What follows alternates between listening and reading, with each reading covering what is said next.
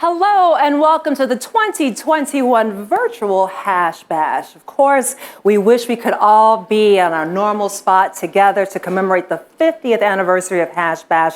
But unfortunately, we know there's a pandemic going on, and so we are doing it all virtually. And we want to thank you for tuning in with us. And of course, we have a lot of wonderful videos from some special people to share with you today, and some messages from some of our partner organizations as well. And it wouldn't be Hash Bash if we didn't say, free the weed! Free weed! Now we'd like to begin with our very first video featuring longtime cannabis activist and legend in his own right, Mr. John Sinclair. Hi everybody, I'm John Sinclair. About 50 years ago in 1972, I organized the first hash bash on the Diag in Ann Arbor to protest the Controlled Substances Law, which took marijuana from a narcotic to a controlled substance, whatever that is. I always think of a controlled substance as a gob of spit.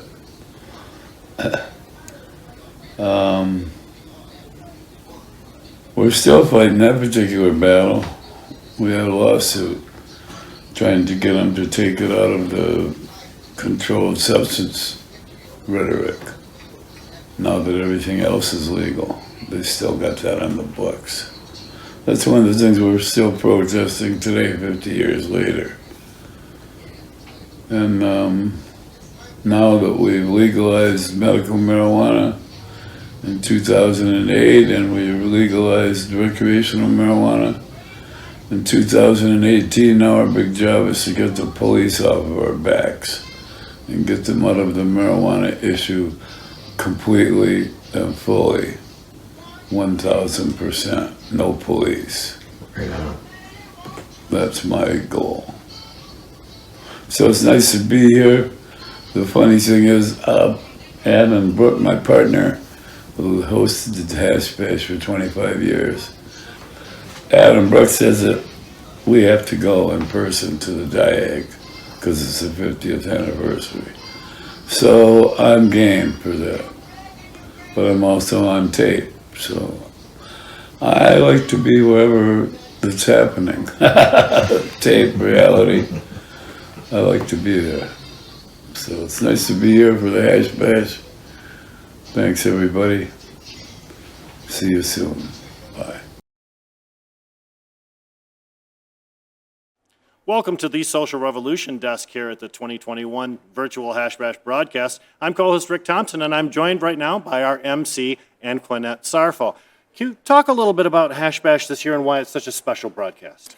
Well, we all know that this whole year has been a challenge for everyone, but this is the 50th anniversary. And of course, we had to make sure that people's messages and the meaning behind Hash Bash gets out there no matter what. So of course we know that there are some people who are on the Diag right now, and God bless them, and we know that it started there, and so of course people are going to be there. But this is important because we want people all over the world to know that cannabis prohibition is wrong and it needs to stop, and we've been pounding this message for 50 years, and we will continue 50 more years if it takes that long, but hopefully not. Right. Hopefully not.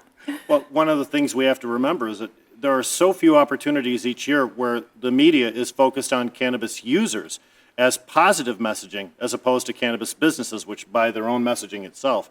So when we have an opportunity to broadcast the Hash Bash virtually, as we're doing right now, we'd be wrong not to take that opportunity to spread the good news about what we've accomplished already, and also to let people know there's still very good reasons for us to continue to protest. Right, and we also want people to know that throughout this 3-hour broadcast, you will be hearing messages not just from, the usual speakers and athletes and activists and politicians, but you'll also be hearing from business owners and companies, and the reasons why we are able to put on this virtual podcast or this virtual broadcast is because of the support of so many sponsors in the industry, people who worked really hard before legalization took hold to make sure legalization happened, and now they are the ones who are pushing this industry forward as well. And so we're grateful to have their support, and we're grateful to share their messages with our viewers as well. There are a lot of industry partners who really deserve some praise. They're leading the forefront in social equity and returning investment back to their communities.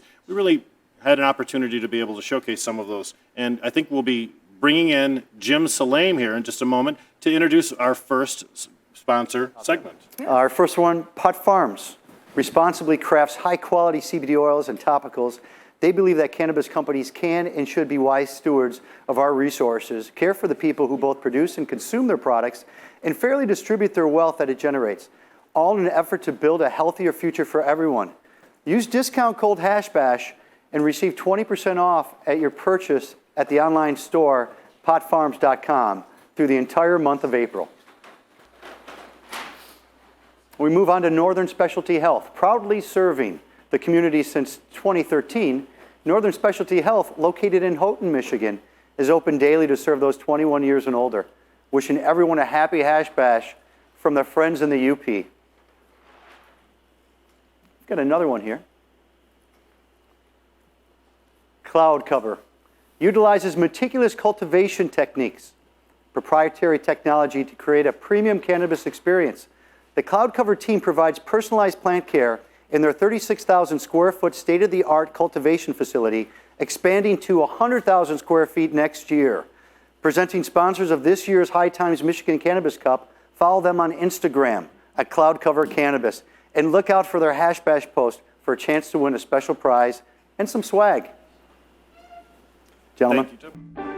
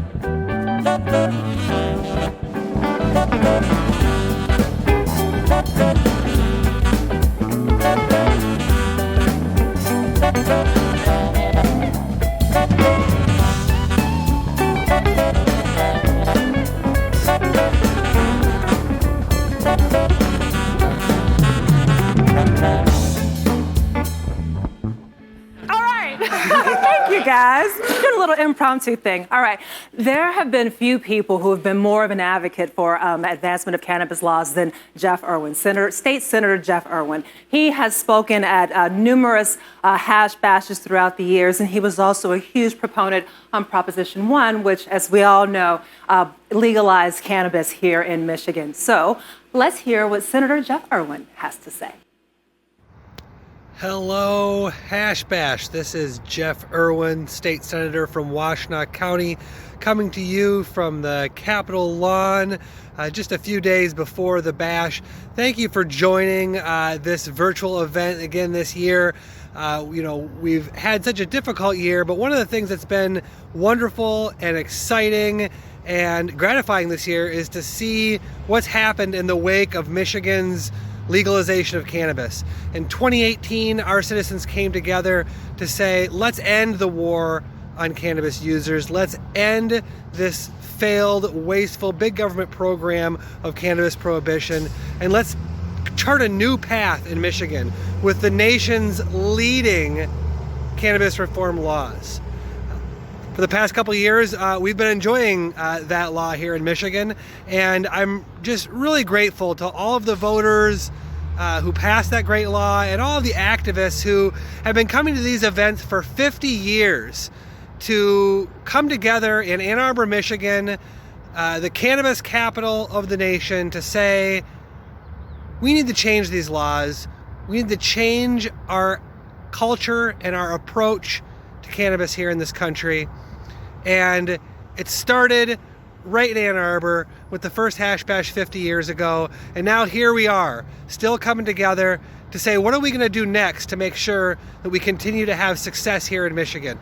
And so what I'm going to ask you to do is I'm going to ask you to reach out to your legislators in Lansing. Make sure that the people in this building know what you think about cannabis. Make sure that they know that you want to protect our nation's leading cannabis law. So reach out to your legislators, let them know who you are, let them know that you want them to protect our cannabis reform law here in Michigan, and happy Hash Bash. I want to share the story of a revolutionary named Christina Montague, a businesswoman, longtime civil rights worker, former Ann Arbor Public Schools and University of Michigan School social worker. Christina understood her destiny was to give voice to the voiceless Black and brown people, tirelessly fighting a system that was set up for them to fail. Now Christina is an African American woman leader and helping open doors for other minorities as she creates and looks for new opportunities. Christina is very concerned about how Black women are treated in the cannabis industry at all levels. But why is this revolutionary, you ask? Christina not only healed herself through CBD, but she began to heal her community. She became the first Black woman to open a cannabis dispensary when she opened Harrington Provisioning Center in Ann Arbor back in 2017. And today, it remains the only Black independently owned and operated in the city. Now we all know about the legalization of medical and adult use marijuana. It's been reported to have made the state close to $2 billion. We can all agree this is definitely the big green rush of our lifetime. So remember that buying from local operators like Harrington keeps all of those profits right here in the state of Michigan. But today, I'm going to talk about how you, too, can be a part of our movement. Since you have never heard about this secret, I'm going to fill you in on it today. Call us. Let us give you the tools to enrich your life and the lives of those in your community. What I've learned from all of my years as an administrator and an organizer is that Black and brown people have been systematically excluded from the wealth pot. I knew going into the statewide legalization of marijuana could never level the playing field of all of the unjust and unfair sentencing and incarceration of Black men and women. Now, we have come a long way since Michigan's legalization of marijuana. There are now 6 provisioning centers in the state of Michigan owned by women of color who have benefited tremendously from the state's licensing practices vendor networking, and of course, the patron support. But what I found is that there are still those voiceless Black and brown women who still largely go unheard. Are you ready to hear that secret? The secret is you. The Black and brown potential revolutionaries that are here in the audience today listening to my voice is the secret of success. My mission, Tisha Montague, daughter of a revolutionary, Christina Montague, is and has always been to mobilize and nurture the growth of women and help more of us succeed in the cannabis space. Won't you join me? I'd love to say thank you to all of the organizers of the Hash Bash, all of the sponsors, all of the patrons, all of the advocates, all of the activists. We thank you for your work. There's so much more to be done. Have a wonderful Hash Bash and have a great rest of the year. Be safe and see you next year in person, hopefully.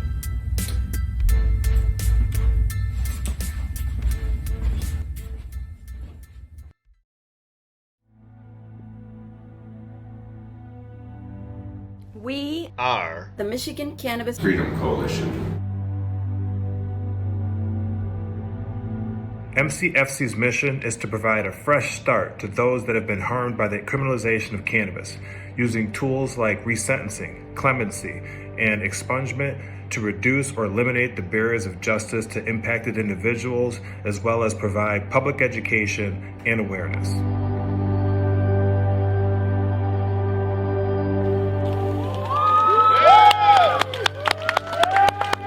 At one time, I didn't think I was going to ever get out. It's about guys that shouldn't be in there, like marijuana, stealing there for marijuana, they shouldn't be in there. Those guys are human beings, and the way they treat them is not good. Not just about me, it's about thousands of guys that need help, and they need to quit talking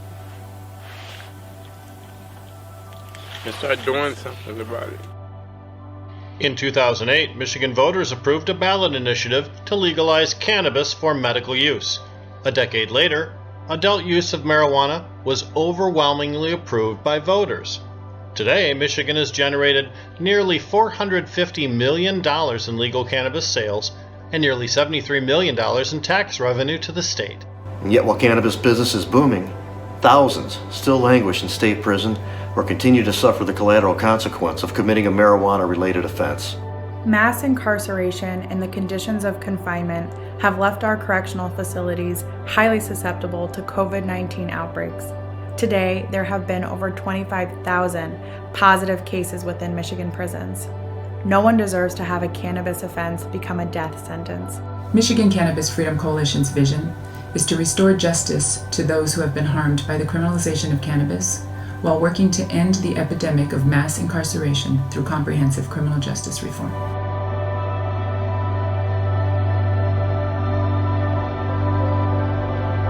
My name is Jason Szymanski, and I've had my parole revoked for the medical use of marijuana. In 2014, I was paroled and obtained my medical marijuana card. I requested that the conditions of my parole be modified to use my medicine, and the Michigan Department of Corrections obstinately refused and threatened to return me to prison. The MDOC violated my parole and penalized me several times thereafter for taking my medicine. A precarious situation evolved. 1, stop taking my medication. 2, continue using my medication and risk being returned to prison.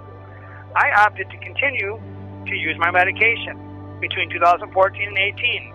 I was then violated several times by the parole board, and in 2018 was arrested and ultimately returned to prison. Since then, the MDOC's parole board has vehemently imposed their position, stating that even the medical use of marijuana constitutes a substance abuse issue. They have now held me in prison for 3 years, expressing that I deny having a substance abuse issue for my medical use of marijuana. In concluding, I am gratefully indebted to many, many compassionate cannabis community members who have a heart to hear and to speak up. And the plea of the listener is this: speak up loudly the truth of this conundrum, which the MDOC has created regarding the lawful medical use of marijuana.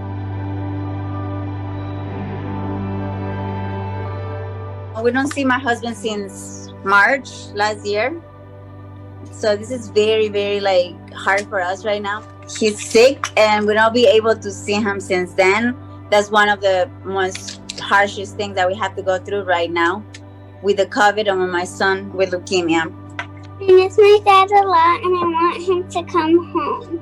I want my dad to come home because I miss him and I want to sleep with him and I want him to teach me stuff. He's the glue of the family, so we need him to come home. I have Maurice Shoemate, who is incarcerated for marijuana, which is now legal. He is nonviolent. I don't even think he's ever received a ticket since he's been incarcerated, because it's just not him. He's a mentor to kids, a father, a man who takes care of his responsibilities. Nicest person in the world. I've never even seen him fight. I've been knowing him over 20 years. Sitting in prison due to marijuana. Marijuana is legal. So if anyone is in prison for marijuana, I feel like they should be released. Maybe Governor Whitmer, maybe you can make some sense of this. How are people still incarcerated for marijuana when it's legal now?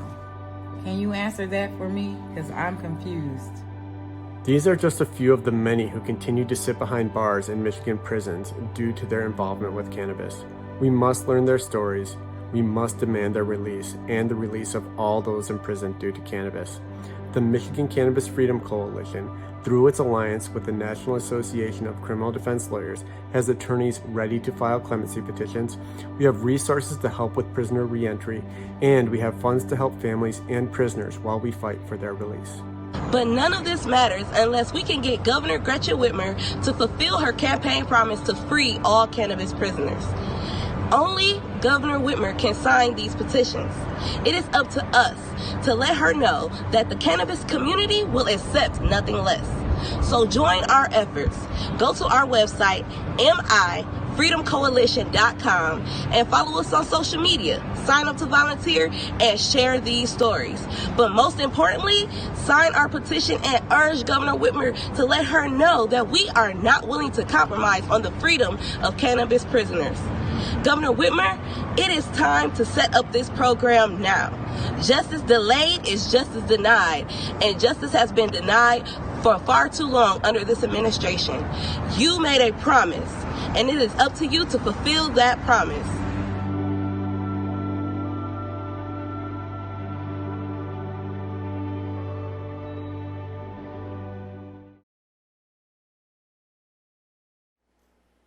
Welcome back. We'd like to take a moment to thank some of today's sponsors. Real Leaf Solutions is located in Northwest Michigan and is working to enhance the cannabis industry with exceptional products and environmental stewardship while providing a space to grow a meaningful career. The Botanical Company, with locations in Lansing, East Tawas, and soon to come to Kalkaska, also coming to Kalkaska, one of the state's first social use lounges, Kalkushka, which will be conveniently located right next door to the Botanical Company. High Profile continues to spread their passion for premium pot across Michigan with stores in Ann Arbor, Grant, Buchanan, and Grand Rapids, and doors set to open in Kalamazoo next month. High Profile gives back to supporting consumer education, food insecurity programs, and cannabis criminal justice initiatives, including their ongoing support for the Last Prisoner Project. Be sure to follow them on Instagram at High Profile Official for a chance to win special prizes and swag. Make sure you look for the #Pash contest post. Ladies and gentlemen, Cosmic Knot.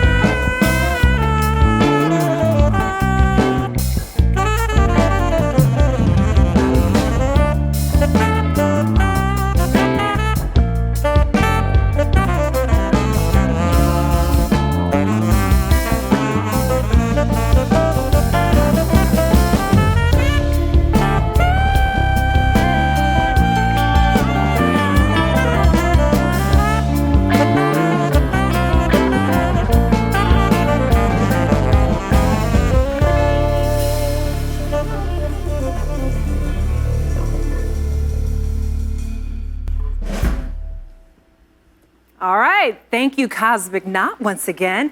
And now it's time to hear from two of our biggest sponsors and supporters in the cannabis industry. Lots of people may be familiar with them on the gridiron, but now we are familiar with them in the cannabis industry. So here are a few words from Megatron and Rob Sims. Hello, everybody at Hash Bash 2021. I'm Calvin Johnson Jr., aka Megatron, aka Hall of Fame. Just want to first start by sending my condolences out to each and every one of you that suffered loss over 2020 and 2021. It's been a rough year, so please stay safe and mask up. Here today to introduce you to Primitive. We are a Michigan-based cannabis company formed by two former Detroit Lions, Rob Sims, and yours truly, Calvin Johnson Jr. I serve as the chief executive strategist of Primitive, and if you ask why Primitive, it's because we believe cannabis is an original medicine. I say an original medicine because there's a lot of plants out here with healing properties. Cannabis is just an essential one, especially when it comes to dealing with pain. A lot of us that have dealt with surgeries or chronic pain maybe have been prescribed opioids and understand the destructive side effects that opioids have. We're here to provide an alternative to that. We understand through our own testimony and witness of the destructive powers of opioids and the healing properties of cannabis ourselves, especially with the many applications that cannabis has. So while we're here in this industry, we simply look as far as vision and mission goes to elevate the professionalism of the industry, to destigmatize the plant by providing people with the education on the healing properties of the plant and providing them with innovative products. We look to build a great team of vendors and people alike that are best in class that are going to help us fulfill that vision. So in our time here in this industry in Michigan and further on, we look forward to wowing you with a product that we stand behind and providing you with excellence. Primitive. Hi, I'm Rob Sims, former professional athlete and chief strategist at Primitive. During and after my playing days, I used cannabis as an alternative to opioids to treat chronic pain and inflammation. This allowed me to safely perform at a high level for my 9-year career. Now as a business owner, I am using my platform to change the stigma around cannabis and have built a culture that is team-oriented and innovative. Along with our research partnership with Harvard Medical School, we will make better therapies for athletes and other people suffering from chronic pain. We look forward to the launch of our printed product line soon. Enjoy the Hash Bash. Hey guys, I'm here live at Hash Bash 2021. It brings me back to a day of, I want to say 08, 09. You know, there's still a decent amount of people here. Most people are wearing masks. So I hope everybody's doing well for Hash Bash 2020. I'm Daryl Stavros, broadcasting live. John Sinclair is about to go on.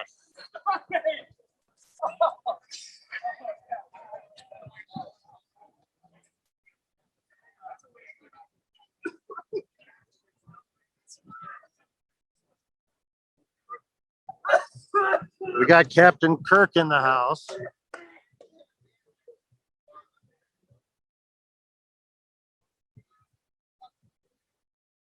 I wish I could actually see people, but I assume you guys are listening. Hash Bash 2021 live here at the Diag. Richard. Hey, Lath. Wave. There's Lathal Sadi and TJ Rice. Hey, TJ. A lot of the old timers here. You see Michael Toohey, Captain Kirk. So a lot of the old faces and a bunch of new faces. The majority of people are social distancing and wearing masks, other than the time to smoke.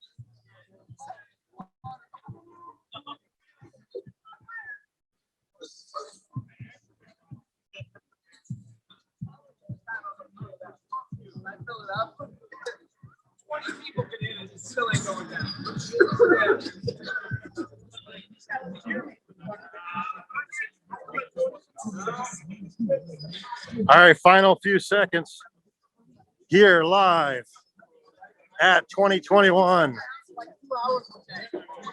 Look at this, some originals right here. Say hi. Which you're funny. Look at Captain. Say hi. Hi. All right, guys. Thank you for having us live at the Diag. Everybody say bye. Say bye. Bye. Yep. Wheel them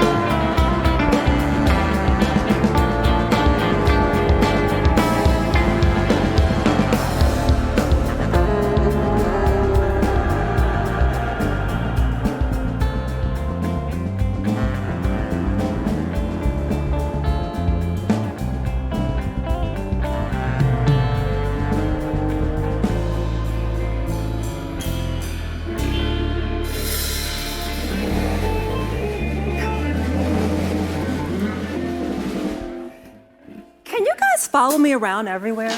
That would just be really so nice. Thank you. I love that. Thank you. Cosmic Knot once again, everyone. All right, next we have some wonderful words of wisdom from one of our top champions in the cannabis industry. Dr. Sue Sisley is one of the premier medical researchers in the country when it comes to cannabis research. And what's most important is that she is the first person to actually receive DEA approval to study cannabis for PTSD. So without any further ado, the words of Dr. Sue Sisley.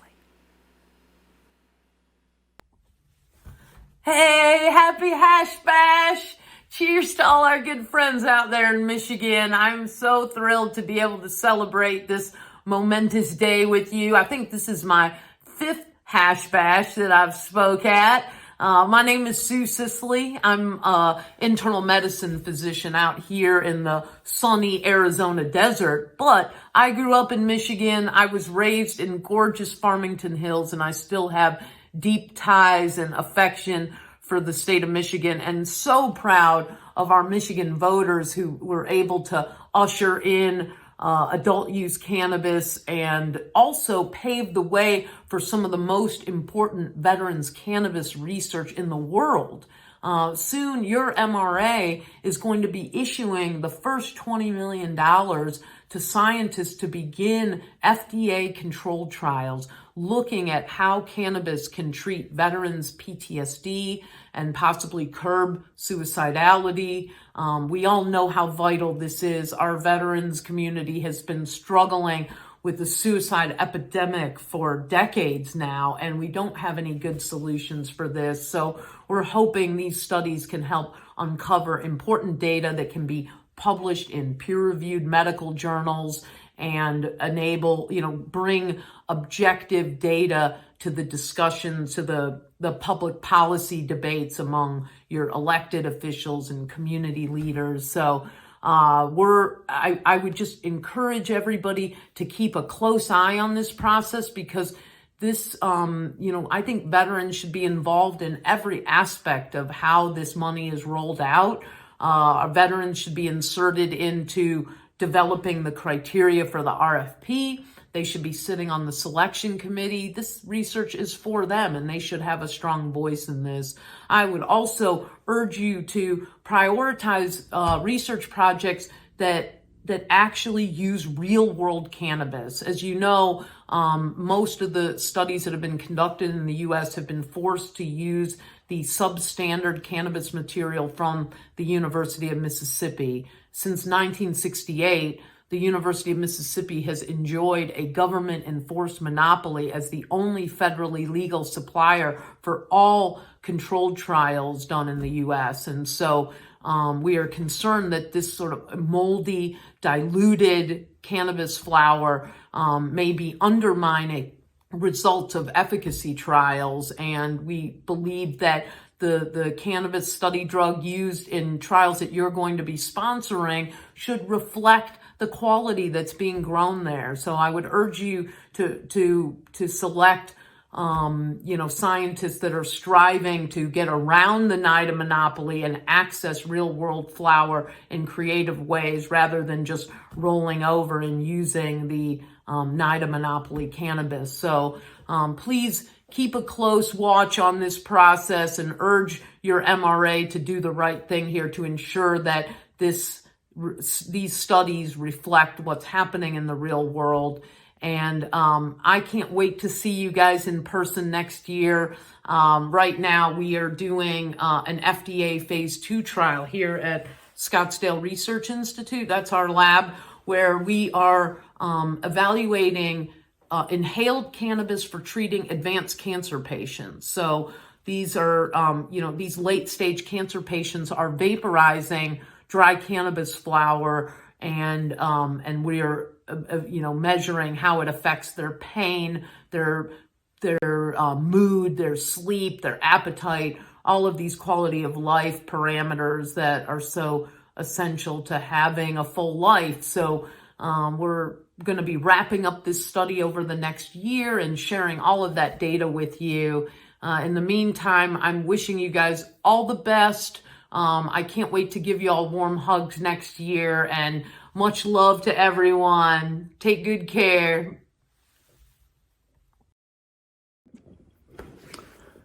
Hey everybody, happy Hash Bash. I'm Tammy Vandenberg from the West Michigan Cannabis Guild. I'm one of the co-founders of the organization and super excited to participate in this year's Hash Bash. Definitely wish we could be together, but hopefully next year things will be better. Wanted to tell everybody a little bit about our organization. We are a 7-county organization in West Michigan, and we consider ourselves the People's Guild of West Michigan, and our goals are to end the stigma of cannabis use and provide accessibility to anybody and everybody who needs and wants cannabis, and to spread the opportunity within the industry to locals, to women, to people of color, and to people who have been harmed by the drug war. We've been around for a couple of years now. We just had elections last night for our second full board, so that's really exciting. We are working on endorsing candidates. As many folks know, it's really difficult to get good ordinances and to get communities to opt in without candidates that understand cannabis and care about people that use cannabis and find cannabis helpful for either medical reasons or for recreation. So we have successfully got the city of Grand Rapids to opt in, and there's still a lot of work to be done on that ordinance, particularly around getting local ownership and getting the particular groups I mentioned into the ownership space. So we are still working really hard in Grand Rapids.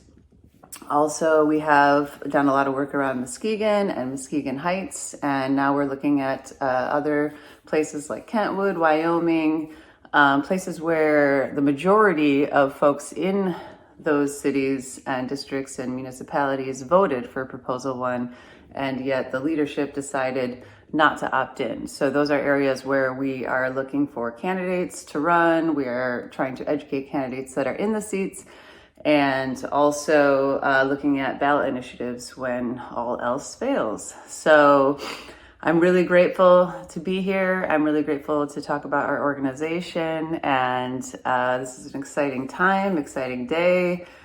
Expungement bill is coming into effect. As I mentioned, so much work to be done, but so many big wins, so much to celebrate. And thank you to the organizers. Thank you to everyone who has been fighting this fight for decades. And let's continue. Let's grow this movement even more. And I can't wait to work with you all. And once again, happy Hash Bash. Hi, welcome back to the Social Revolution Desk. I'm Rick Thompson, again with Anquinette Sarfo. We're here to talk a little bit about where the money goes here at the Hash Bash virtual broadcast. That's right. So for the first time ever, because of these sponsorships, we are actually able to help support the community. And most importantly, we really want to help support people who have been affected by the war on drugs. And so the funds from this virtual Hash Bash are going to two very, very important foundations. The John Sinclair Foundation was established by the man himself in order to benefit those charities that he works with, and also to make sure that his legacy lives on for a long time. The Michigan Cannabis Prisoner Foundation is a specialty group designed specifically to help emancipate prisoners from Michigan prisons who might be there for cannabis crimes, and also to assist them in re-entering society after they've left their incarcerated period.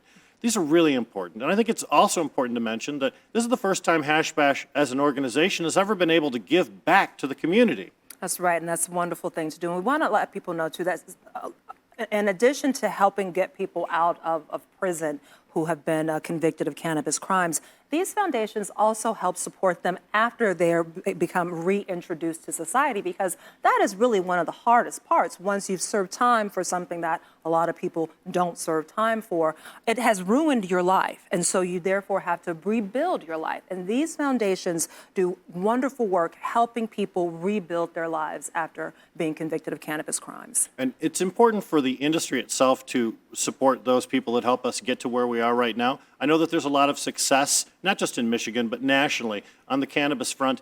It's really significant that the people that enjoy success remember those whose legwork, shall we say, made it possible for them to be successful and to give back in a real and meaningful way to those people who are still suffering for cannabis crimes. For the last few years or so, so many of us in the cannabis advocacy movement have been working on expungement laws and clean slate laws, and thankfully, they have finally come to fruition. And one of the big stories, we would be remiss to not mention Michael Thompson, because so many people followed his story and so many people lobbied and pretty much held his story up as what was wrong with cannabis prohibition and the length of time that he served. And so he was released from prison back in December. And can you tell us about that experience, about what he went through, and then what has happened to him since then? Because it has been an outpouring of support from the entire community, not just the cannabis community, but people who may not even follow cannabis issues realize that this was too much. And they have also made sure that this man has had some of his life restored. And Michael Thompson served more than 20 years in Michigan prisons for crimes related to cannabis. He was released on a very snowy January morning this year at 4 a.m. And even at 4 a.m. in the middle of a snowstorm, there were still 20 cameras there. It was a national story, covered on CNN, MSNBC, all the big networks. The important thing is, as Q mentioned, once Michael came out, he was welcomed with open arms by the community. He's found employment within the cannabis sector. He's found a house, courtesy of a GoFundMe page, which raised more than $250,000, with an average donation of $15, $20. Thousands and thousands of Americans gave to this GoFundMe page just to support Michael. And now that he's out and he's working, he hasn't forgotten his mission. And he stated it very clearly in the middle of that snowstorm on that 4 a.m. January morning. I'm not going to rest until the people that are still inside are released and that their conditions of incarceration are improved. He's dedicated to it. And we could all take a big lesson from Michael Thompson. Yeah, and we are, and that's why we're here today, and that's why we don't have $250,000 to give, but we are giving something because of the support from people like you and the support of our sponsors. We are able to give to a fund that can also help the other Michael Thompsons of the world out there, because there are too many. One is too many, and so we want to make sure that all of them are out of jail and prison and their lives restored. And one of the organizations in Michigan that's been working very hard over the years in order to secure cannabis law reform has been NORML of Michigan. We have a message from them right now. Let's go to it. Michigan NORML was born out of the first hash bash in 1972. Thousands of activists gathered in Ann Arbor following poet John Sinclair's famous case that temporarily legalized marijuana. Throughout the 1970s, local chapters organized around the state pushing for legislators to reform marijuana laws. But in the 1980s, Reagan and the drug war forced them underground. After decades of fighting for reform on the local level, Michigan NORML and others joined forces in the year 2000 to pursue a statewide cannabis legalization ballot initiative, the Personal Responsibility Amendment. While the PRA was unsuccessful, the personal connections forged by activists from all over Michigan laid the groundwork for future success. In 2008, Michigan NORML worked with others and brought forward the Michigan Medical Marijuana Act. After passing medical marijuana, the battle continued in the fight for full recreational legalization. Michigan NORML worked with the Repeal Today campaign, and following that came together with a growing number of activists and cannabis groups from all over the state to form MI Legalize. After MI Legalize was disqualified by the Secretary of State, the hordes of Michiganders who called for reform were not discouraged. This statewide momentum and bipartisan support for cannabis legalization following those attempts helped Michigan NORML and MI Legalize form the Coalition to Regulate and Tax Marijuana Like Alcohol. Grassroots activists, national reform organizations, and business interests work together to bring an end to cannabis prohibition in Michigan. Following our victory of legalization statewide in 2018, Michigan NORML remains the only cannabis consumer advocacy group in Michigan, and our fight is far from over. Here in our state, people still remain behind bars for marijuana crimes that are no longer illegal, and too many Michiganders bear the burden of a cannabis conviction on their record. Nationally, cannabis remains federally illegal and continues to be classified as a Schedule I narcotic alongside heroin and cocaine. We need your help. Go to minormal.org. Join now. Become a Michigan NORML member today. Join the fight. Stop the persecution. Only together can we protect our rights.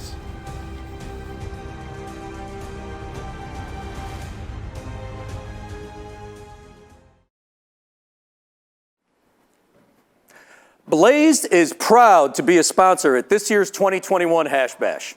Blazed edibles are a new low-dose THC-infused gummy available in over 7 delicious flavors. These gummies are a new alternative to microdosing for medical and recreational patients. Some good things do come in small packages. Our next sponsor is Doja Provisioning Center. They are thrilled to be sponsors of the 2021 Hash Bash. Doja serves both recreational and medical patients in Portage, Michigan, and they are committed to always having a fresh vibe and an even fresher selection.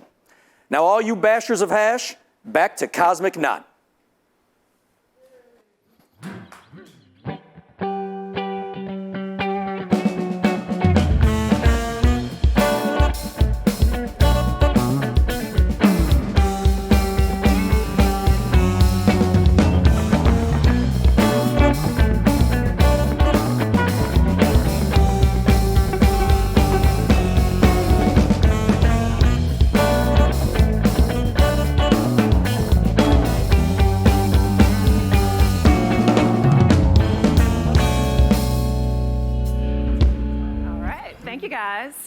Back in 2019, we were shocked and thrilled to have someone new on the stage, Congresswoman Debbie Dingell. Her husband had recently died from cancer, and she related a story about how she tried so hard to get him to try cannabis for relief, but he wouldn't. And since then, she has been one of our most staunchest advocates for cannabis research in Washington, and we are pleased to have her video message with us today. Here is Congresswoman Debbie Dingell.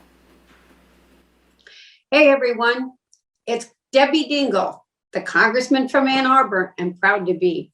And I'm so glad to be back at Hash Bash. But I just wish I was there with you and not in a box. It's not the same. And I know you've all been waiting impatiently for your annual Has Debbie Smoked Yet? And I have to tell you, the answer is still no.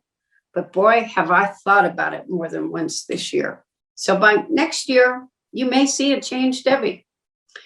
But I can say this in all seriousness, since we last spoke. The House of Representatives passed the Marijuana Opportunity Reinvestment and Expungement, or MORE Act. This bill would do some things we need to get done. It would remove marijuana from the list of federally controlled substances. That's got to happen. It would invest in the communities that have been hurt the most by this misguided war on drugs, specifically by ensuring communities of color can participate in the legal marijuana industry. And it would lead to the expungement of federal marijuana convictions and arrests. That bill wasn't taken up by the Senate last year, but I'm confident that with Democrats in control of the House and Senate, we can get it done this Congress. We passed the SAFE bill last year that would allow you to not have to carry cash around, but use banks. That's got to happen. Passed the House too. Shouldn't surprise you. The Senate didn't act again. And I'm not giving up on the need for more R&D. So we know about the impact of marijuana, its medicinal use, where we have to be careful. It's a bipartisan issue. And we have a moral responsibility to right the wrongs of our past. And the economic opportunity to help out our local communities grows in a rapidly expanding industry. We need to get these issues dealt with at the federal level. And I'll tell you, I'm going to be one of the loudest voices saying it's time. There are things that must be done, and we got to do them.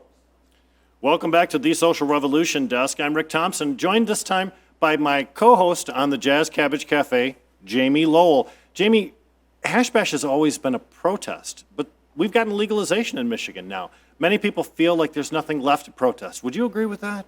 I do not agree with that. We still have a lot of work to do and a lot of things to protest. But first of all, I want to say happy Hash Bash, everybody. It is quite awesome to be here and with everybody to carry this day on. The reason that we are here and the reason that the people have gathered down the Diag, and thanks to Daryl Stavros for giving us a glimpse of that, is because this is a protest. And while we have it pretty good in Michigan compared to other places, we still have some work cut out for us. There are people still sitting in prison for what others are making a living off of now, above board in a licensed legal environment. There are large investors in this new industry that are angling for more market share by using their influence on the legislature and in policy making. And believe it or not, cannabis still sits on our state's controlled substances list as a Schedule I and a Schedule II, which continues to cause a lot of problems for our citizens with law enforcement and with privileges and with professional licensing and a whole list of things. So those are the things that we really need to work on.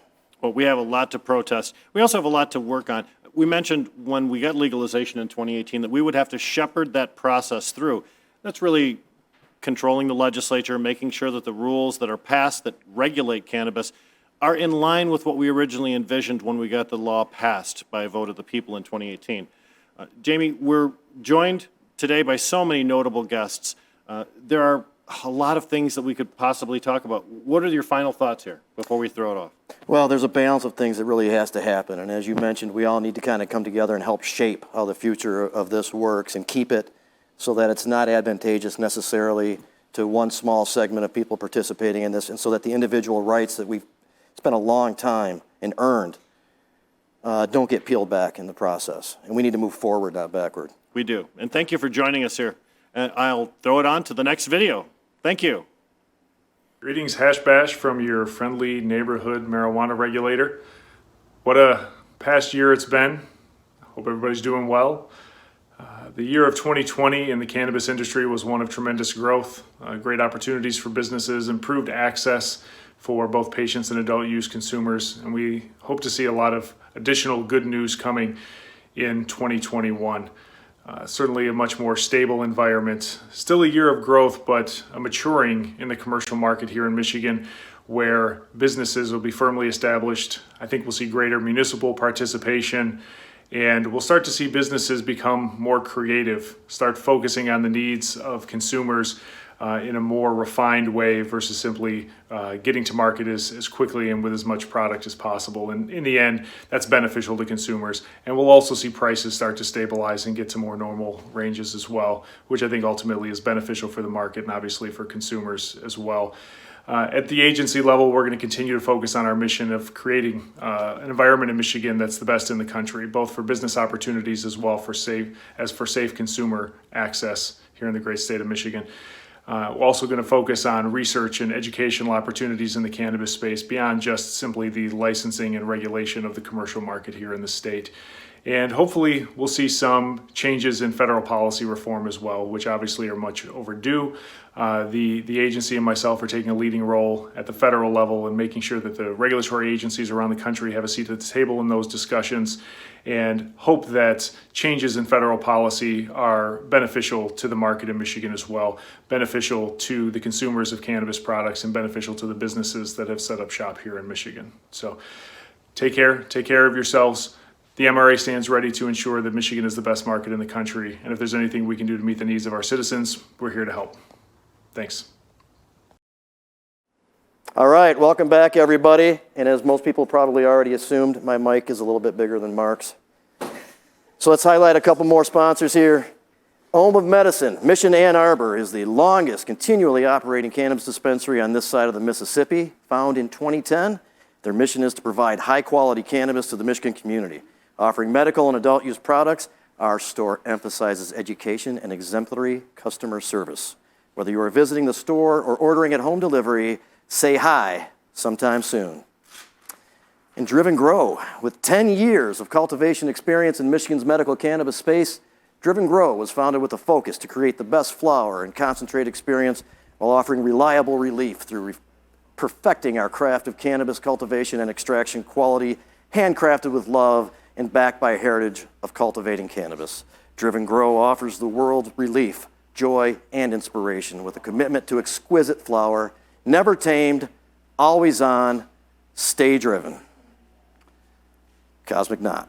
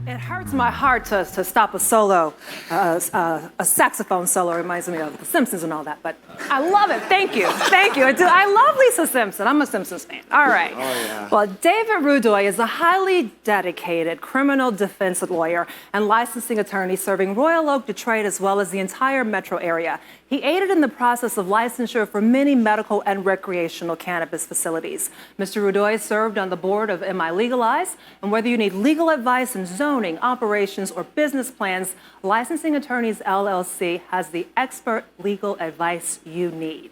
And we are now going to take a short break in our first session of our Hash Bash, virtual Hash Bash.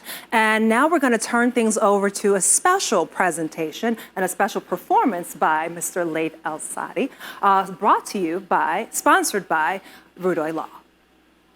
I hope y'all are feeling good. It's an honor to be a part of this 50th anniversary Hash Bash celebration, and I can't wait till we can all gather in person. I'm going to play some of my original music for you right now, and maybe a cover or two, but it's nice to have the chance to stretch. So I'm going to start out with a tune that's kind of dedicated to the great Chicago Chess Records blues tradition. So if you hear a little bit of influence of Howlin' Wolf and Coco Taylor, that might be why. This is called How It's Gonna Be.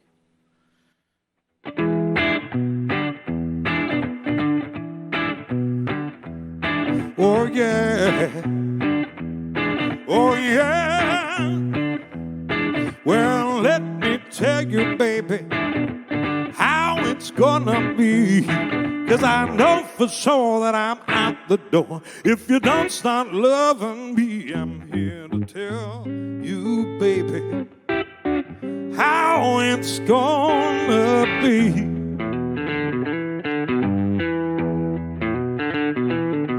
If you don't learn to love me, you're gonna learn to let me be. Oh, now you leave me early in the morning, come home late at night. Never give me no good loving, and you sure don't treat me right. I'm here to tell you now, baby, how it's gonna be.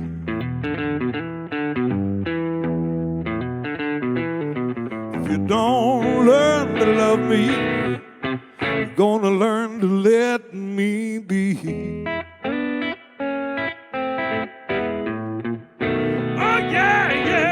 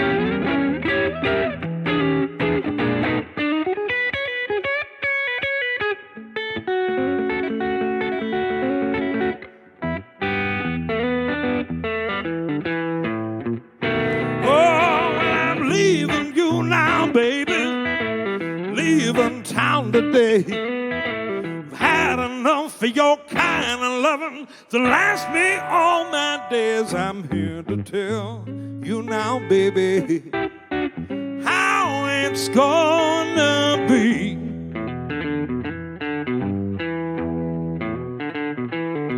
If you don't learn to love me, you're gonna learn to let me be.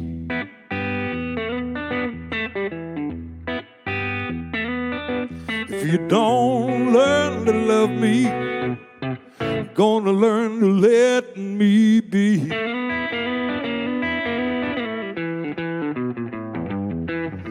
If you don't learn to love me, ooh,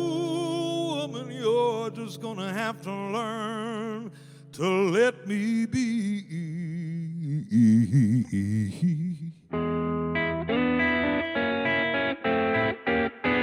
Oh, yeah, yeah, yeah.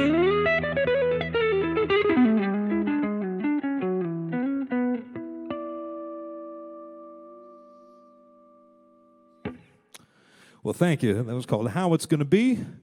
It's off my album Real.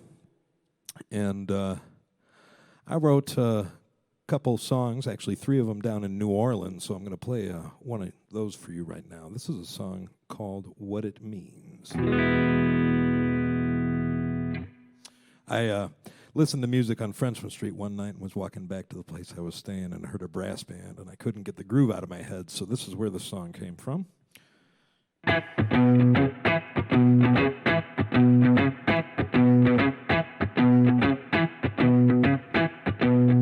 Well, tell me, baby, how do you feel? Well, I wanna show you my love is real. Oh, I wanna show you just what it means to be my babe. Put on your high heels, put on your pearls, put on your red dress, let down your curls. Woman, I wanna show you just what it means, oh, to be my babe. Baby, I'm right, baby, I'm wrong. Lord, I've been loving you for far too long, and I wanna show you just what it means, oh, to be my babe.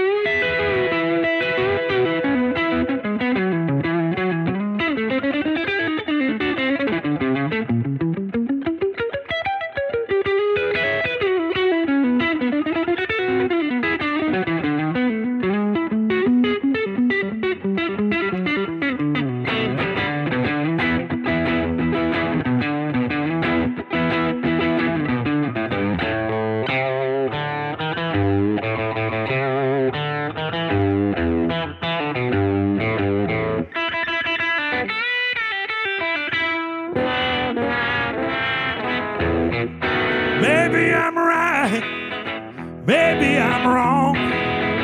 I've been loving you for far too long, and I want to show you just what it means, oh, to be my babe.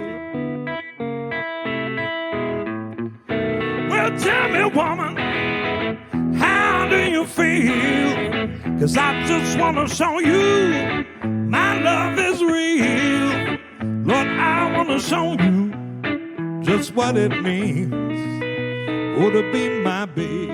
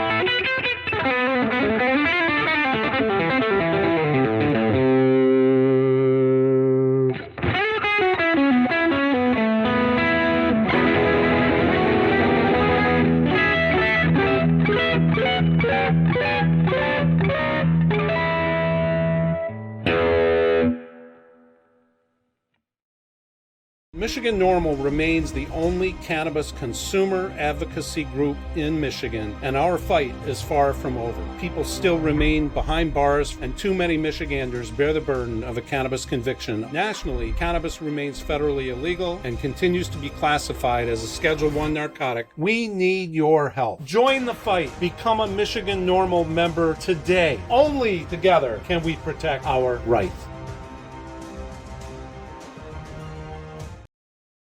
And welcome back to the 50th annual Hash Bash. That was Ann Arbor's own Laith Al-Sadi, and we want to congratulate him for winning 2 Detroit Music Awards. Up next, we have a special guest from the top person in Michigan, our Governor Gretchen Whitmer. Now, you may not be a fan of her politics, or maybe you are, but there's no denying that Big Gretch has been advocating for both medical and recreational cannabis. And so here are a few words from our Governor, Gretchen Whitmer. Hello, Hash Bash. I'm so excited to join you virtually this year. While it's disappointing we can't all be together to celebrate 50 years of progress, this event is an excellent opportunity to celebrate and reflect. Legalization's been a long, difficult, and for some painful process, but we came together and voted for a different future here in Michigan. The progress we've made in the last 2 years excites me tremendously, and I cannot imagine where the industry will be in another 2 years, let alone another 50. I'll continue to work with anyone and everyone who wants to get things done for Michiganders. Now please, stay safe and enjoy yourselves. Happy Hash Bash. Welcome back to the Social Revolution desk here at the 50th annual virtual broadcast of the Hash Bash. I'm Rick Thompson, joined again by Jamie Lowell. Just want to say thank you so much to Allen Audio. Our television studios here are fantastic, and also Michigan's finest, who's providing the catering for today's event. Jamie, let's talk a little bit about Hash Bash's history. Sure. This is one of the most richest events from a historical perspective that we have in the United States that celebrate cannabis. Tell us a little bit more about that. Man, this all kicked off 50 years ago, as John Sinclair said in his video. And essentially what happened is he passed 2 joints to an undercover officer and ultimately received a 10-year sentence. This outraged many people, many famous people, John Lennon, Yoko Ono, just to name a few. There was a large rally. He was able to get out of jail after spending about 2 or 3 years, and he continued to fight his case to the Michigan Supreme Court, where he won, and where all laws against cannabis were lifted as a result for a period of time for about 3 weeks. Just before new laws would be implemented, John organized the rally to let everybody know that no matter what you do, we're going to still hang out and use our pot. Hash Bash, of course, being a protest from day one. And we're continuing that all the way through to the 50th anniversary broadcast, too. Yep, right on. And man, it's too bad that this isn't a normal. I know a lot of people are gathering down there, and that was very meaningful. And we're here doing this. But if all things go well next year, we have some making up to do, and I'm really looking forward to that. Jamie and I have been a feature of the Hash Bash, the real Hash Bash broadcast, which takes place on the Diag in the University of Michigan in Ann Arbor, almost every year for a decade. It's pretty amazing when you look out and see 10,000 people all happy, excited, and just behaving properly. I agree. And enjoying cannabis and showing friendship to each other. And I want to thank Mr. Hash Bash, Adam Brooke. He was, for many years, the MC. He brought John back into the fold in the 90s, which was very important. He maintained things well. And then it was switched over to another group of people. And I also would like to thank them, and primarily driven by Nick Zettel and Mark Passerini, and things have gone well ever since. You know, the Hash Bash, as I mentioned on a previous segment, it's a national event. Although it takes place in Ann Arbor, you really have cameras from all over the United States of America pointed right at cannabis consumers. And Hash Bash, each year, we show the best face of who cannabis consumers are. No troubles, no hassles. Hash Bash is really a celebration of life as much as it is a protest. It's really come together to mean a lot of things for a lot of people, you know. Now, I'd like to throw it over to a video that we've got from Students for Sensible Drug Policy.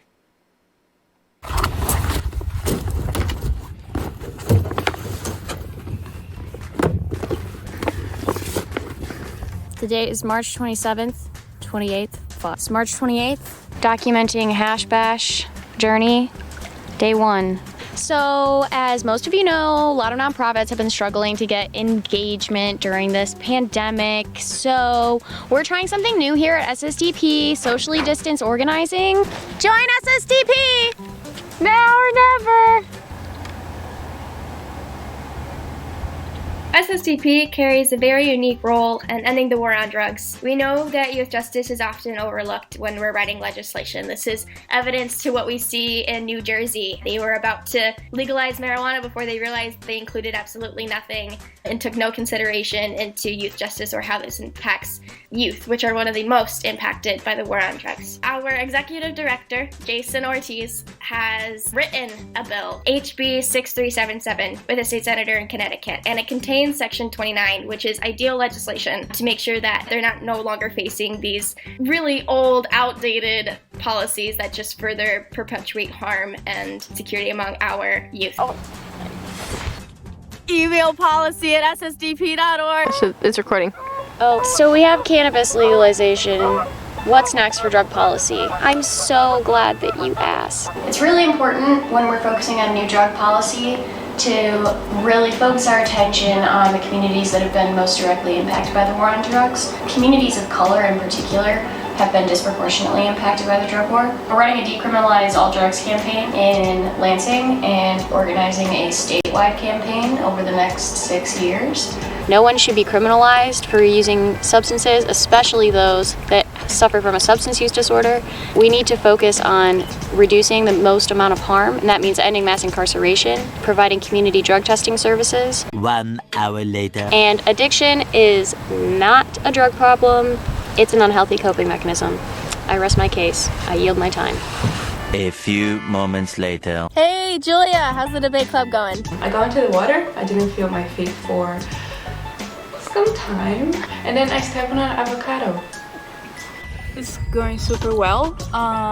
We are planning our first session on the Sensible 2021 conference, and it's gonna be about decriminalize versus legalize. So we're super excited about this new project. Silly me, I've forgotten when the conference is. Sarah, could you please tell me? April 29th through May 2nd. And where can you register? Conference.ssdp.org. It's gonna be fire, and if you don't go, we're gonna miss it, and it's gonna be a bummer. So just go.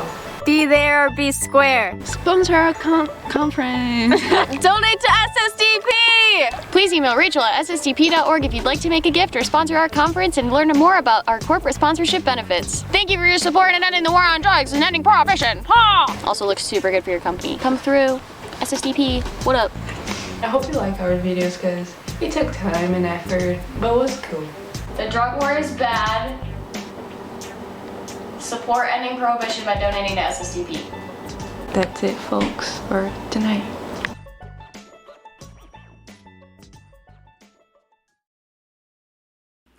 Welcome back. One of our sponsors, Sci Labs, has been testing products for anyone aged 21 and over in Ann Arbor's own. It's been a pioneer in cannabis testing, a champion of safer and high-quality products of cannabis since 2015. They are the only Leafly certified lab in the Midwest and continue to lead the industry in accurate and reliable testing. Please visit scilabs.org to learn more about Sci Labs or to schedule a test.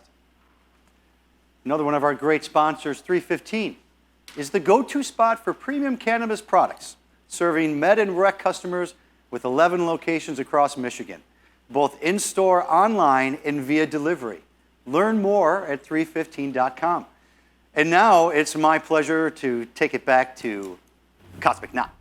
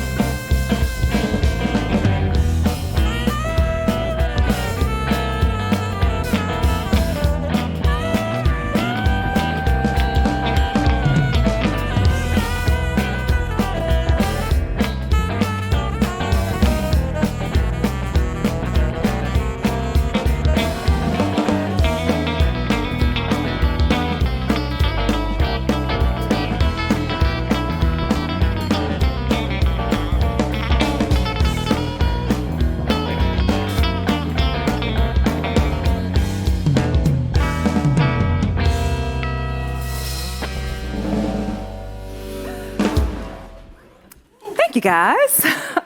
Up next, Representative Yousef Rabhi has been one of the premier people advocating for our interests in the cannabis industry in Lansing for many, many years. He is currently serving as the House Minority Leader, and we have always listened to his comments on stage at Hash Bash, but we were gracious and happy enough to have him record a few words for us today for this virtual Hash Bash. And so here is Representative Yousef Rabhi.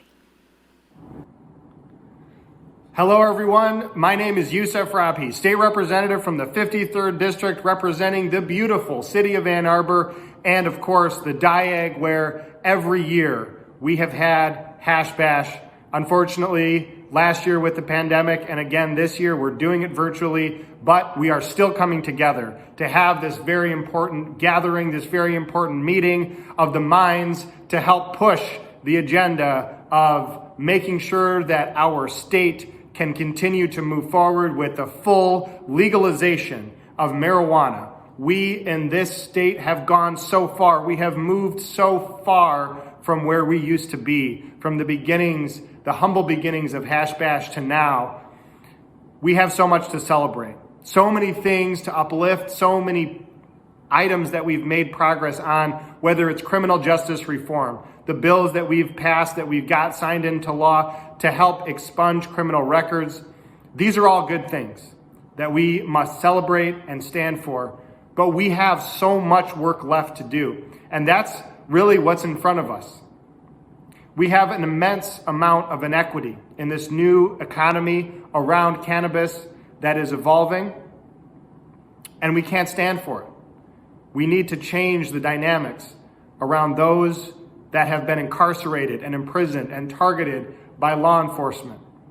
The war on drugs left many victims, and it is time that restitution and recovery of those populations, of those communities, of those individuals be a top priority of all of ours. We need to not just, in the words of my friend Sheldon Neely, who's now the mayor of Flint, who at Hash Bash 2 years ago said, "We freed the weed, and now we've got to free the people." Those are words that I will always live by.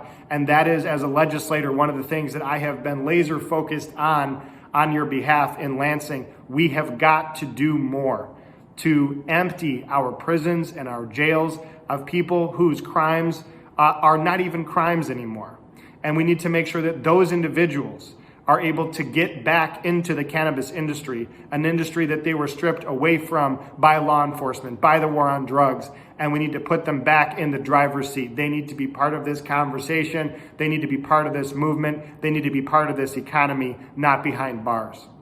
So that is our mission as people that believe that we can do better in this state. We've made progress, but we have a whole long ways yet to go.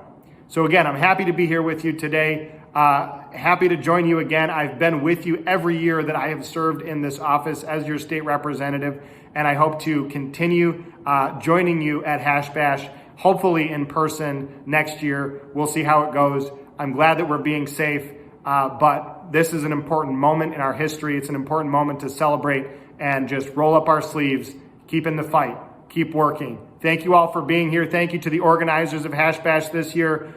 We are all a team. We're all working together, and I'm just so grateful to be here and honored to be part of this year's festivities. Thank you so much. Hi, welcome back to the Social Revolution desk here at the 2021 Virtual Hash Bash broadcast. I'm Rick Thompson. Joining me again is Jamie Lowell. I think, Jamie, we should talk a little bit this time about what Hash Bash has become. Hash Bash was always the hour of power, 1 hour on the Diag.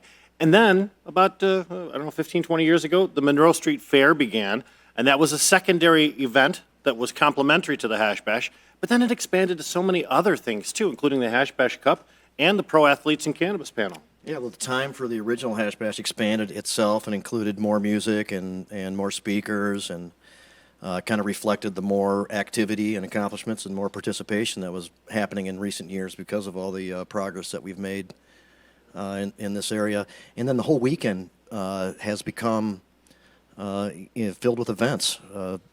Under normal circumstances, on Sunday, typically, there have been some really excellent educational seminars. Dr. Sue Sicily, who is participating with us today has offered those live in the past and been very good.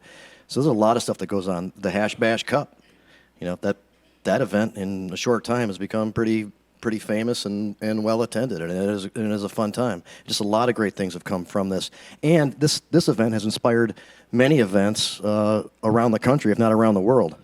Well, we talk about the Hour of Power, but many people may not be aware. Hash Bash is traditionally the first Saturday in April, which means there's a Friday and there's a Sunday. Fridays become known for cultivation experts coming in. We've seen Danny Danko here. We've seen Ed Rosenthal come into town in order to give seminars. Sunday, you know, maybe more of the political aspect with the pro-cannabis and athletes seminars. Eugene Monroe has participated in those. I know several other people have. It's just been a real expansion of cannabis awareness throughout the city of Ann Arbor, which itself has quite an interesting history of cannabis tolerance, doesn't it? It does. Back in the 70s, and our own Chuck Ream participated in that, and as cannabis was a $5 civil infraction ticket, and was like that for many years into the 90s, in which it became a $25 civil infraction ticket. So it has a history of not being a little bit more sensible than most places on this issue. Ann Arbor was known internationally as being the place in the United States of America that was the most cannabis tolerant for years and years and years. We're hoping that other cities adopt more pro-cannabis attitudes similar to Ann Arbor's. Let's take criminalization out of cannabis use. And now I'd like to introduce a video from our friend Charlie Strackbine and the Monroe Street Fair.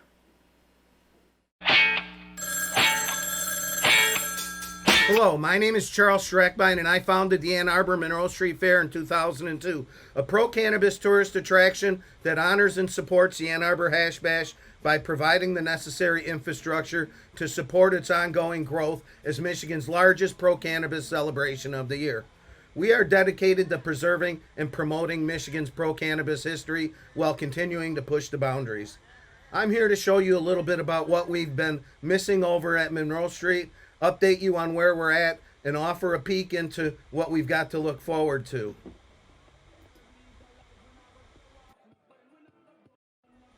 First off, for those that don't know, in response to the CDC and the city not permitting large-scale special event gatherings at this time, we have put in an application for a date to be determined by the city.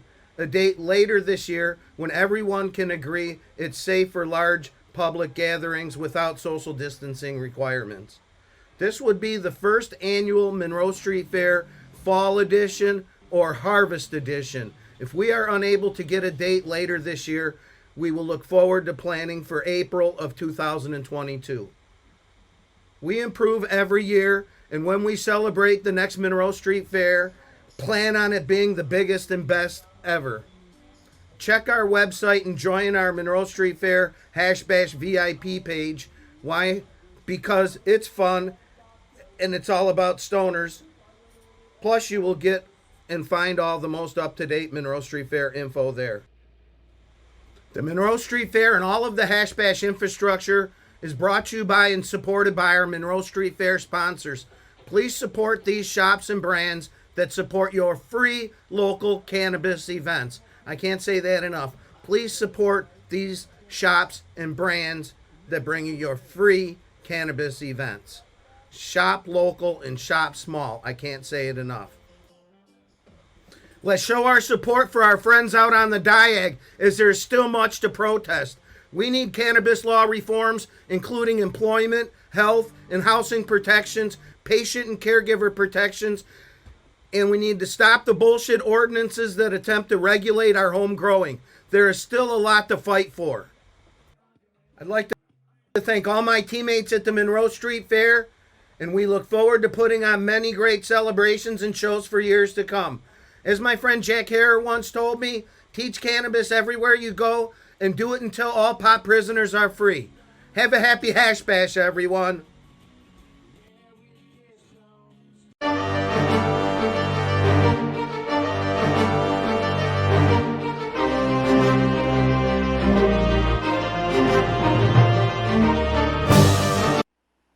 Welcome back, Hash Bashers.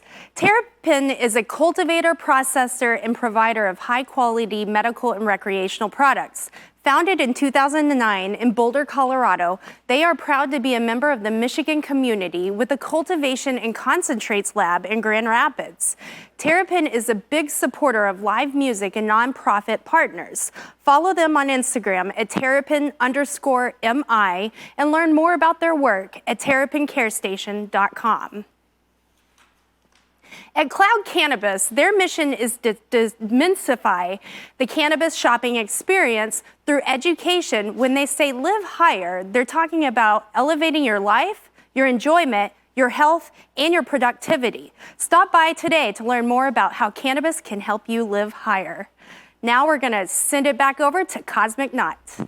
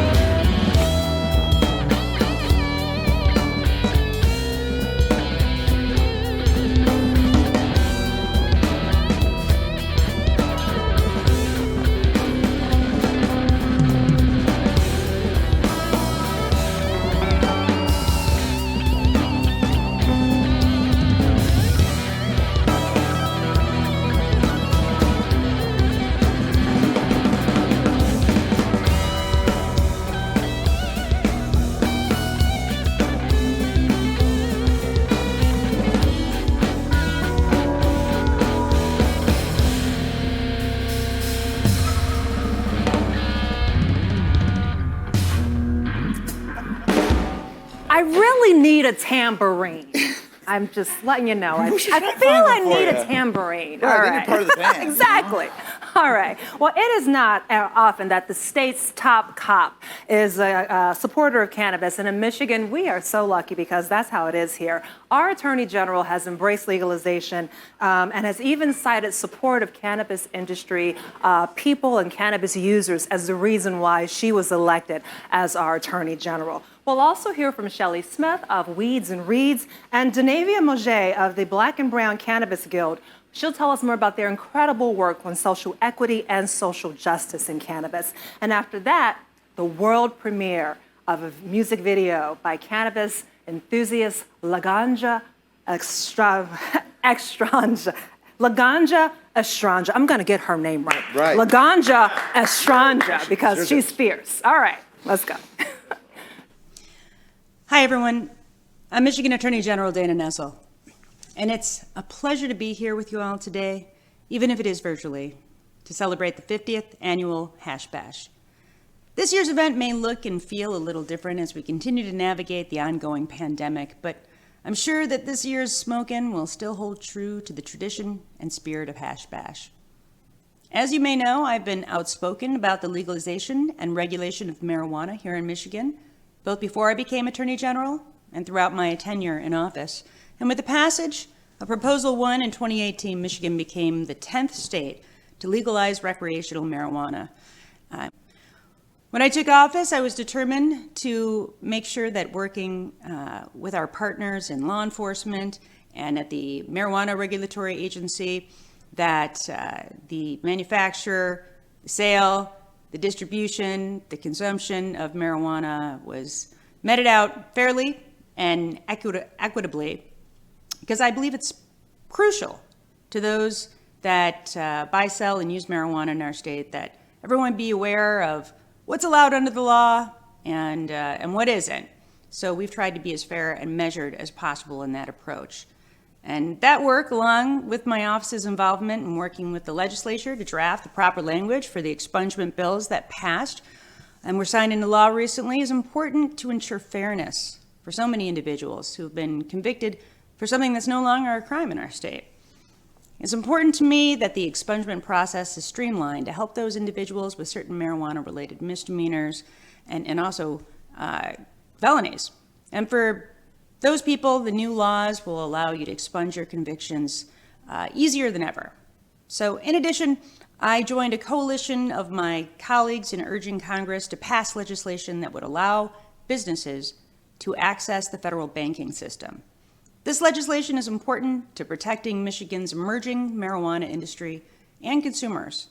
And all this work is part of our overall push to get away from the stigma associated with marijuana in our state.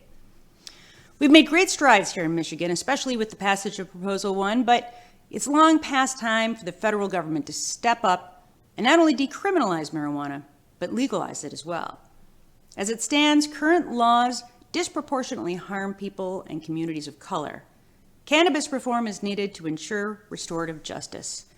Marijuana law reform would reduce the harm to people and communities of color who are disproportionately impacted by current cannabis laws, create jobs and economic opportunities, as the legalization and regulation of marijuana would bring one of the largest cash crops under the rule of law, save taxpayer dollars, and allow already scarce law enforcement resources to be better used to ensure safe communities while simultaneously reducing the burden on our courts and correction system.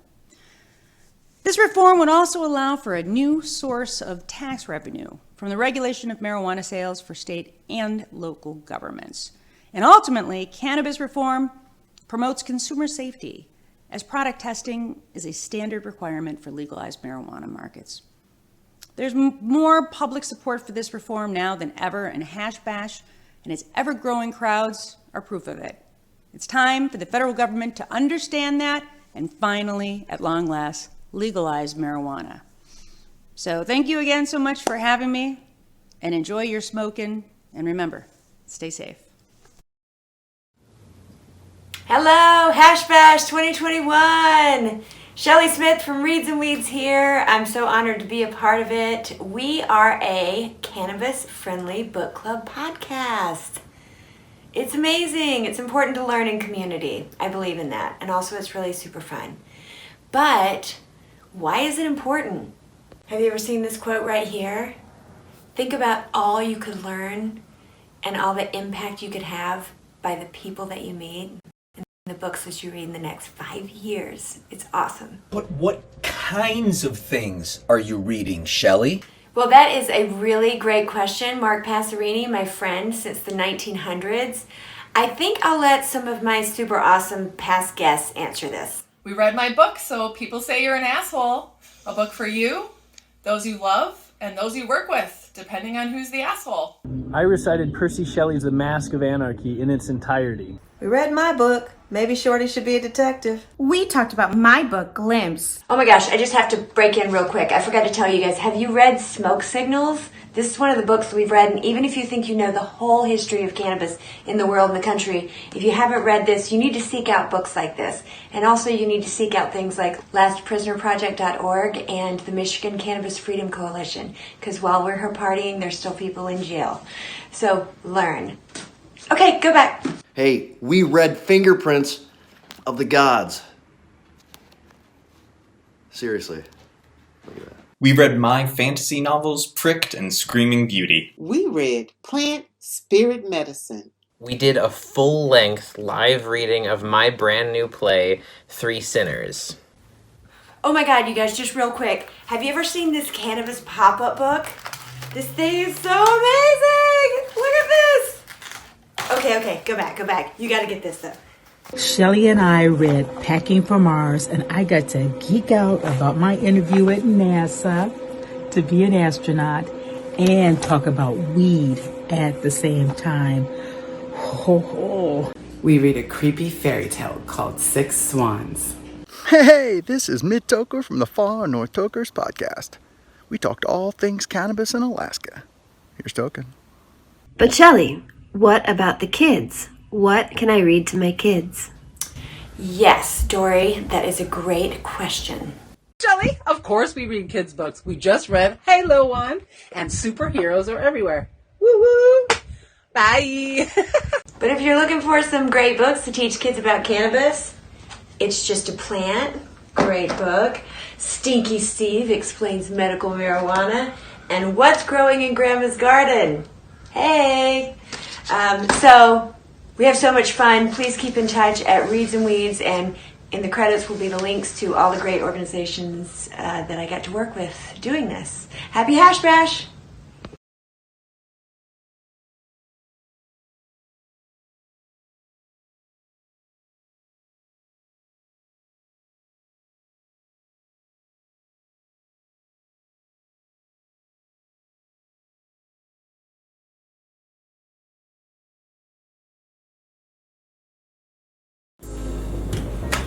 Hi guys, my name is Danavia Moget. I am the founder and executive director of the Black and Brown Cannabis Guild. Our organization, BBCG, has been the convener of the largest expungement resource fairs in the state of Michigan in recent years. And this year will be no different. This April you can connect with us if you want to volunteer, donate, sponsor, or just support the work that we're doing. We'll be in communities like Grand Rapids and Benton Harbor, and we invite all of you to join us. If you know somebody who has a criminal conviction that they want to get off their record, make sure they sign up. On April 11th, we'll have a live webinar explaining how the laws are changing and how it'll be easier than ever to get records cleared. But in addition to that, we also have built a pipeline to employment for people with marijuana-related convictions so that they can get first right of interview opportunities at cannabis operators here in Michigan. We're so proud to be doing this work in justice and social equity, and we invite all of you to connect with us. Right now, you can go to bbcannabis.com and you can learn all about these programs, and you can even look into bringing expungement services to a community near you. Again, I'm Danavia Moget, and happy Hash Bash 2021, and a special happy 50th anniversary to all of the organizing leaders that have driven this movement for so long. Everybody have a great time and be safe.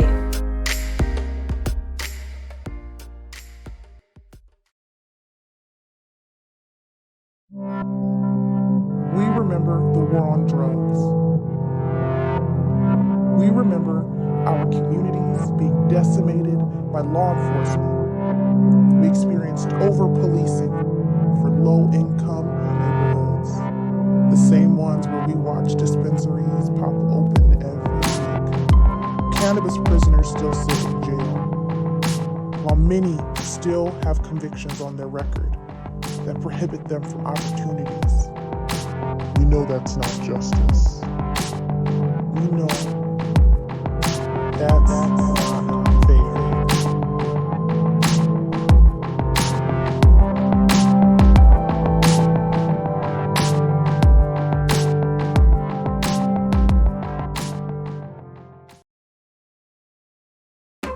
This is a Laganja Estranja exclusive. On your tongue like the Taliban, have you telling all your friends ganja goes in when she's smoking on that contraband? I think I'll take another hit again. I think I'll take another hit again. Weed, only that is that I need. I'm not trying to throw no shade, but you know I got that tree. I slay beats that I know will blow your back out. I take D and I'll blow you till you tap out. 1, 2, 3, then that black card I'ma max out. That receipt, when you see it, you gon' pass out. THC dispensary, you know I pack out. Grind it, check, roll it, done it, light it, smoke it. I got a hot box. If you wanna jump a bit, and hot box. You can take it for a spin. My hot box. We can get lost a bit. My hot box. My hot box. I got a hot box. If you wanna jump a bit, and hot box. You can take it for a spin. My hot box. We can get lost a bit. My hot box. My hot box. I count make rolls like pages, headline and stages. Divide these simple thighs, make it feel amazing. All dabs, no papers, less the papers got faces. You can hit it out the park and cover all my bases. And if you got the tree, baby, you can get me on my knees, baby. I'll have you say it, please, baby. I got what you need, baby. I got a hot box. If you wanna jump a bit, and hot box. You can take it for a spin. My hot box. We can get lost a bit. My hot box. My hot box. I got a hot box. If you wanna jump a bit, and hot box. You can take it for a spin. My hot box. We can get lost a bit. My hot box. My hot box. I got a hot box. Hold up, wait a minute, put some perpendicular in it. Hold up, wait a minute, this tree has got me spinning. Hold up, wait a minute, put some perpendicular in it. Hold up, wait a minute, this tree has got me spinning. Hey, babe, roll the window up. You're letting all the smoke out. And this is some good. This thing gets you so high. Take a hit and it'll send you into overdrive. Add a little spit to let my blood slip. You know what to do with it. My body's outstanding. Come and take it from me like a bandit. Gotta go all night, you can't quit. You better know what to do with it. I got that kush all in my brain. Yeah, this tush will drive you insane. When I'm done, you'll know my name. My name, my name. I got that kush all in my brain. Yeah, this tush will drive you insane. When I'm done, you'll know my name. My name, my name. I got a hot box. If you wanna jump up in and hot box, you can take it for a spin. My hot box. We can get lost up in my hot box. My hot box. I got a hot box. If you wanna jump up in and hot box, you can take it for a spin. My hot box. We can get lost up in my hot box. And I got what you need, baby. I got a hot box. If you wanna jump up in and hot box, you can take it for a spin. My hot box. We can get lost up in my hot box. My hot box. I got a hot box. If you wanna jump up in and hot box, you can take it for a spin. My hot box. We can get lost up in my hot box. My hot box. I got a hot box. Hot box. Hot box. Hot box.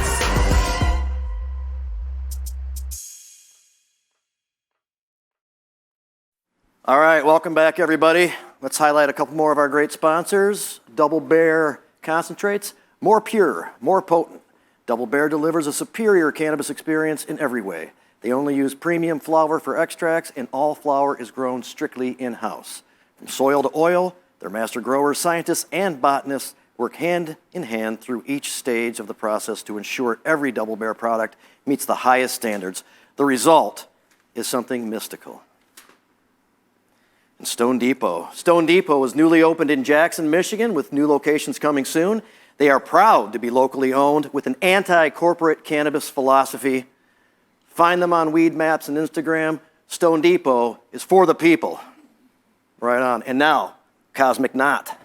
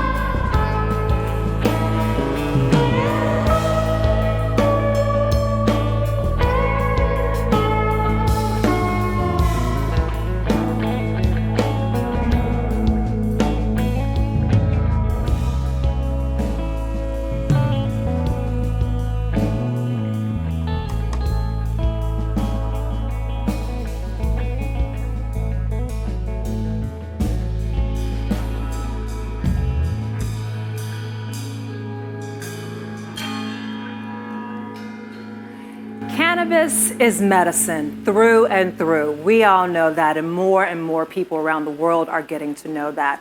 One of the people who is responsible for making sure that the medical community is starting to get on board is Dr. Gus Rosanya with the University of Michigan. He has been an advocate and a partner for cannabis as medicine for years, and he has been teaching students and pushing the envelope at University of Michigan and beyond. So we are very thankful to have his comments with us today. Here is Dr. Gus Rosanya.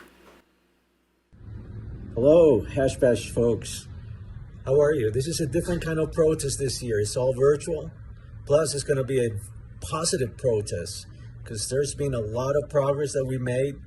At the University of Michigan, we now have a hemp research program being part of the Global Carbon Initiative. So we're going to be competing for the X Prize, and that's great news that at least we're getting recognized by the carbon capture community as being perhaps an important component of the new technology we need to develop to capture carbon.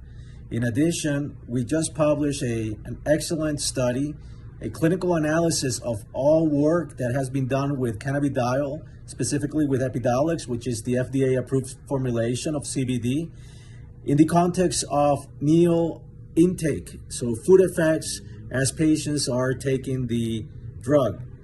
And what we found, this is already published in Pharmacotherapy, which is a prominent journal in the pharmacotherapy field. What we found is that CBD should be given with food. So this will be a crucial part of future clinical trial design, and it's really a landmark study.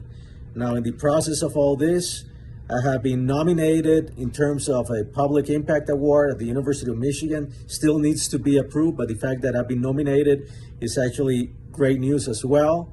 Hopefully, we will get approval from the administration that we should be able to work with hemp at the university. And if not, we'll just have to keep up the pressure. This time it will be worldwide pressure, thanks to the internet, thanks to this virtual platform. So we're gonna take this all the way across the world, even perhaps to the International Space Station, where certainly they're gonna have access to Hash Bash 2021. So with that, thank you all. It's a pleasure to be here. Talk to you soon. Bye. Hi, my name is Chuck Ream, and I work for the Magical Miracle Plants. For 54 years, I have loved cannabis. We have transformed the devil weed into an essential medicine, and we are proud. We're here to celebrate the wonder of cannabis and to begin to implement the victory of cannabis legalization. Our herb is better than the alternatives that are out there in our society for pleasure, recreation, and healing. When COVID is over, let's come out with strength and pride and integrate our herb into every corner of American culture, and our culture will be improved. I need to be able to stop by my local smoking lounge and enjoy cannabis with my friends. Now, I must take time to attack the foolish concept of cannabis and psychedelic exceptionalism, which is pervaded in Professor Carl Hart's book, Drug Use for Grown-Ups. When we began the cannabis struggle in the 1960s, we knew that our greatest enemies were the lumpers, people who lumped all drugs together and said they were bad. We knew that every drug had to be regulated according to its long-term effect on our society. Professor Hart has turned wisdom on its head and said all drugs are good, you just have to be mature.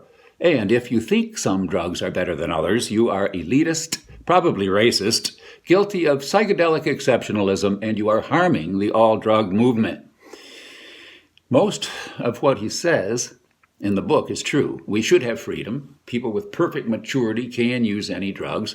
All drugs should be pure and legal in some form, and we must fight racism. Then he drifts into foolishness. He says that he would be a coward and less of a man if he did not publicize his romance with white powders. He says heroin is probably my favorite drug. A line of cocaine is hospitality. And when he and his wife are having special time together, amphetamines are our favorite substances. Whatever works best for you, he says. He thinks it's not fair to say that cannabis and psychedelics are special just because they are nearly harmless. What? That is stupid. How many people will end up addicted because of this? He will not seriously discuss the dangers of white powders. I have lost members of my family to bad drugs. Has he? Since only 10 to 30% of the people are harmed, he says we should focus on the joys of white powders. If you play Russian roulette with a 6-shooter, you only have a 16% chance of blowing your brains out. Does that make it a good idea? Then we find out that he has never taken LSD or ayahuasca or any powerful psychedelic dose. What? We know that any drug can be spectacular for a while, but we look at the long term and we know where white powders lead. The great cultural enlightenment that will come through cannabis and the psychedelics will be healthy, wholesome, and transformative. Indeed, it may be the only hope left for human civilization. Thank you.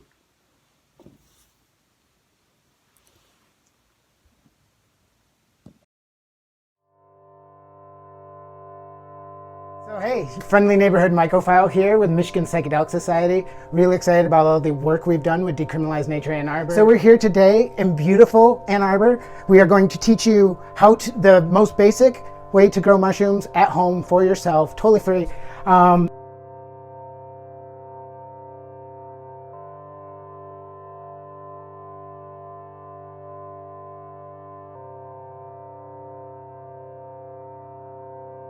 So field capacity, within here, you can see we've soaked up most of the soupiness, but essentially, when you squeeze, you have that quick run down to a couple drops.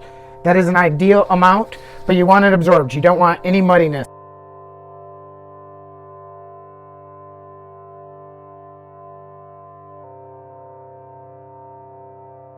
So we finished mixing 2 parts vermiculite, 1 part brown rice flour, and 1 part water.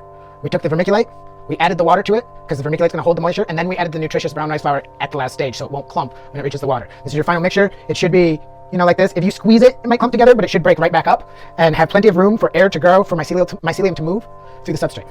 So we have our finished vermiculite and brown rice flour substrate, fully hydrated and mixed. We've got these 1/2 pint wide mouth jars with the lids that we've already prepped. And so we're going to fill these. We're not going to pack it in. We're just going to loosely fill it to right about there. So right at the line of the rim, and you've got that 1/2 inch in there at the top still, not packed at all.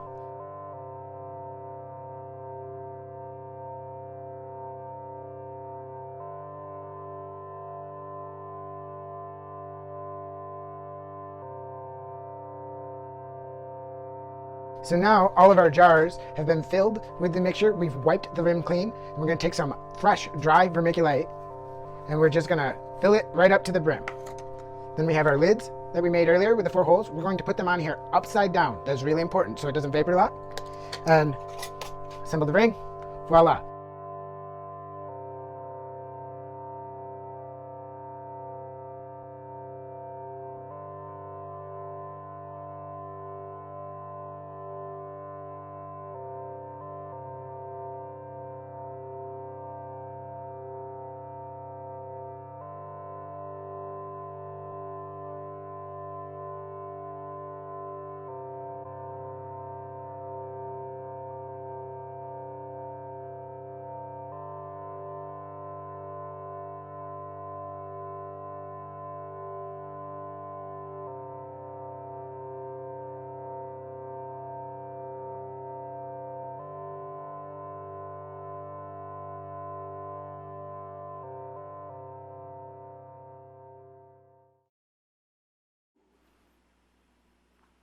And welcome back.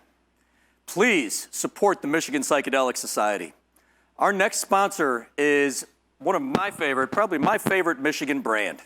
Redemption Cannabis would like to thank John Sinclair for sparking the movement that is on its way to freeing the world from cannabis prohibition. And now, back to Cosmic Knot.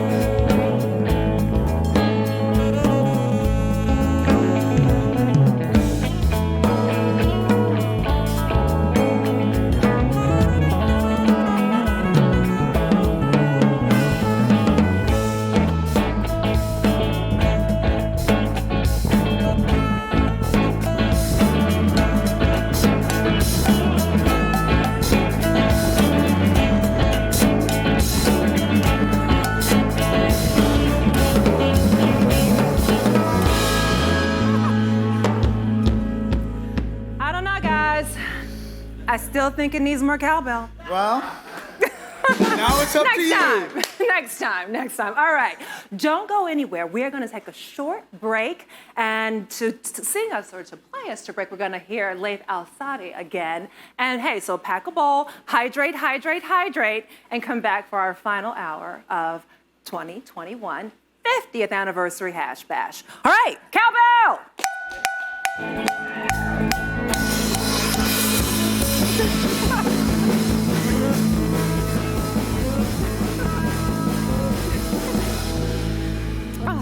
Did I do that the right way? Well, hello again, everybody. I'm going to play a couple new songs for you because you're all my brethren in this sacred plant. So I'm going to share this little sneak preview of an album that I recorded right before COVID and, of course, have not released yet because I'm not able to tour. But we're going to start with this little cheery number. This is called Like a Dead Man in the Ground. I don't know how I can go on, dear. You broke my heart in two. I'm trying to keep myself together, but it's awful hard to do, yeah. I think of all the time I wasted believing that your love was true. And when the things got hard to handle, you did the easy thing to do. Now I sit here all alone, dear, wondering how it all went down. I never thought that you would leave me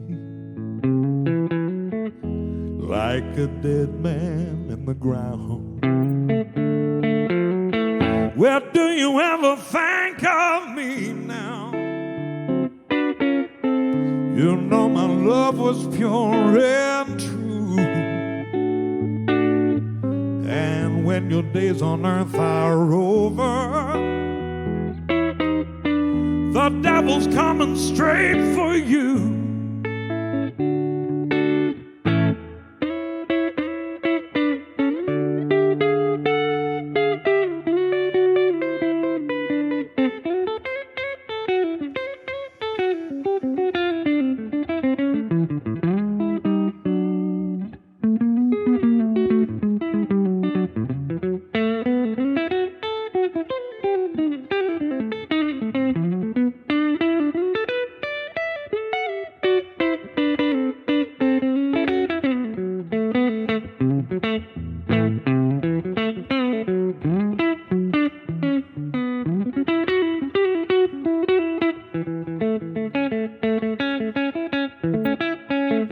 I sit here all alone, dear,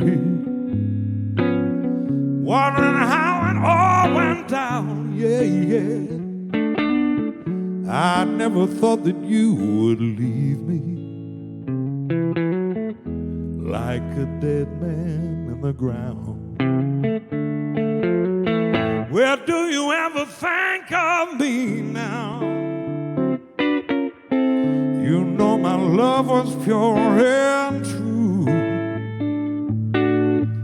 And when your days on earth are over, the devil's coming straight for you. When your days on earth are over, the devil's coming straight for you.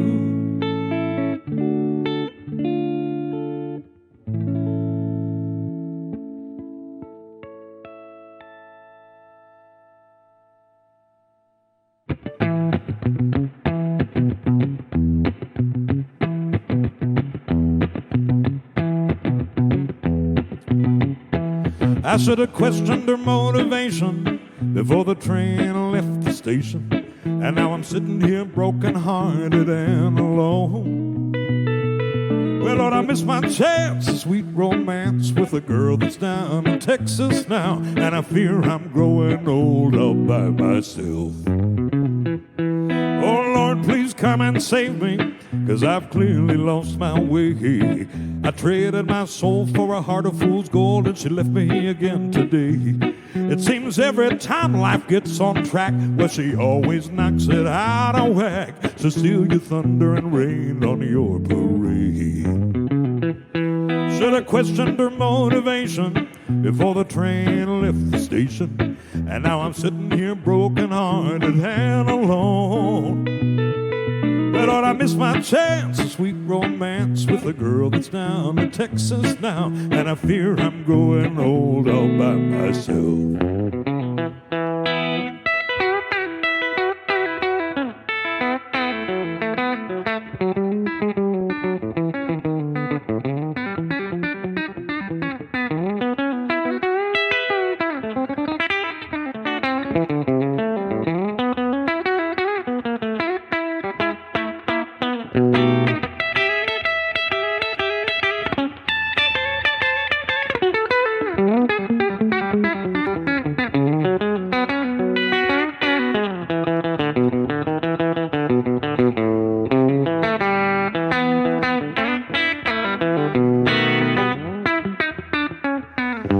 As it tries to turn back the hands of time, she loses control of her jealous mind, trying to make everyone just as miserable as she.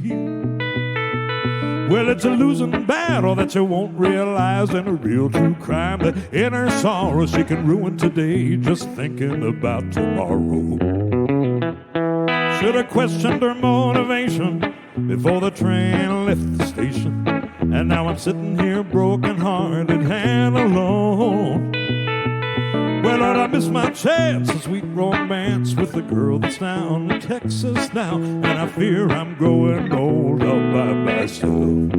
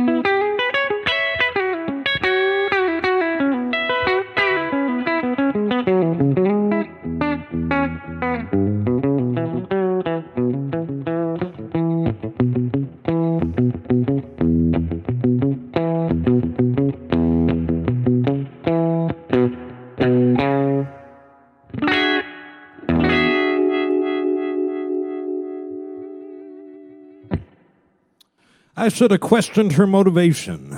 So there's a couple tunes that are not released yet that are going to be on my forthcoming album. And I'm going to leave you today with a song called Gone, which is off my album Real. And again, I want to tell you what an honor it is to be a part of this 50th anniversary celebration. And you all are part of a very good fight that, of course, we've seen a lot of positive changes take place, but until the war on drugs has ended and until we stop taking the liberties of people that are committing nonviolent crimes, supposedly, and start approaching this with a little bit of love and compassion, we have not yet even come close to winning this battle. So for all those out there that are persecuted by this totally unjust and unconstitutional war on our personal freedoms, I want to tell you that we still stand in solidarity and we have a long way to go. So keep fighting the good fight, and peace and love to all of you out there. I hope to see you next year on the steps of the University of Michigan Diag, and I hope if you know this one, you're singing along at home. Gone, gone, babe, I'm gone. Oh, Lord, got to keep moving on. I'm so tired of waiting so long. Babe, I'm gone, gone, gone. Here now, mama, don't you treat me right. You smell like liquor, you've been out all night. I do my best to keep out of sight. In the morning, baby, I'll be gone. Gone, gone, babe, I'm gone. Oh Lord, got to keep moving on. I'm so tired of waiting so long. Babe, I'm gone, gone, gone. Hey Jack, don't look back. The train left the station on a one-way track. Spend all your days in a whiskey shack. You'll be drinking till you're gone, gone, gone. Gone, gone, babe, I'm gone. Oh Lord, got to keep moving on. I'm so tired of waiting so long. Babe, I'm gone, gone, gone.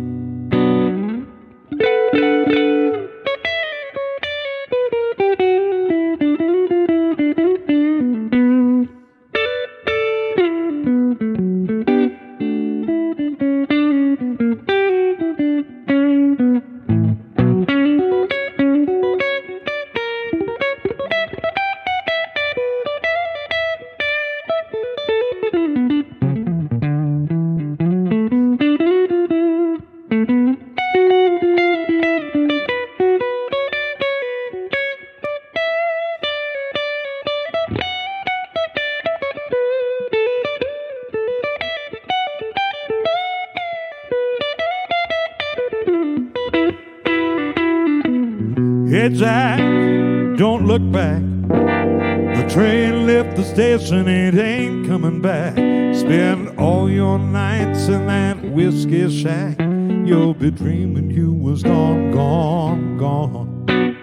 Gone, gone, babe, I'm gone. Oh Lord, got to keep moving on. I'm so tired of waiting so long. Babe, I'm gone, gone, gone. Gone, gone, babe, I'm gone. Oh Lord, got to keep moving on. I'm so tired of waiting so long. Babe, I'm gone, gone, gone. Sing with me, y'all. Gone, gone, babe, I'm gone. Oh Lord, I got to keep moving on. I'm so tired of waiting so long. Babe, I'm gone, gone, gone. Babe, I'm gone, gone, gone. Oh, babe, I'm gone, gone, gone.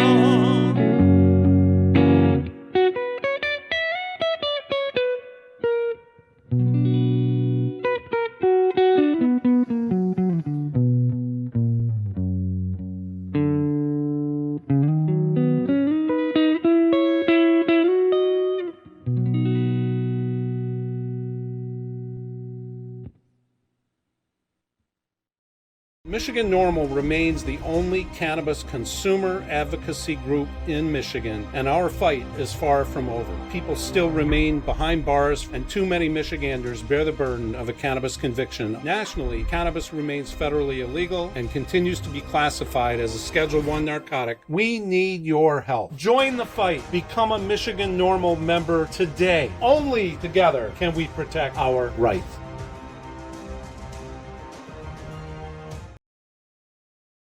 Hi there, and on behalf of the Washtenaw County Prosecutor's Office, welcome to the Hash Bash.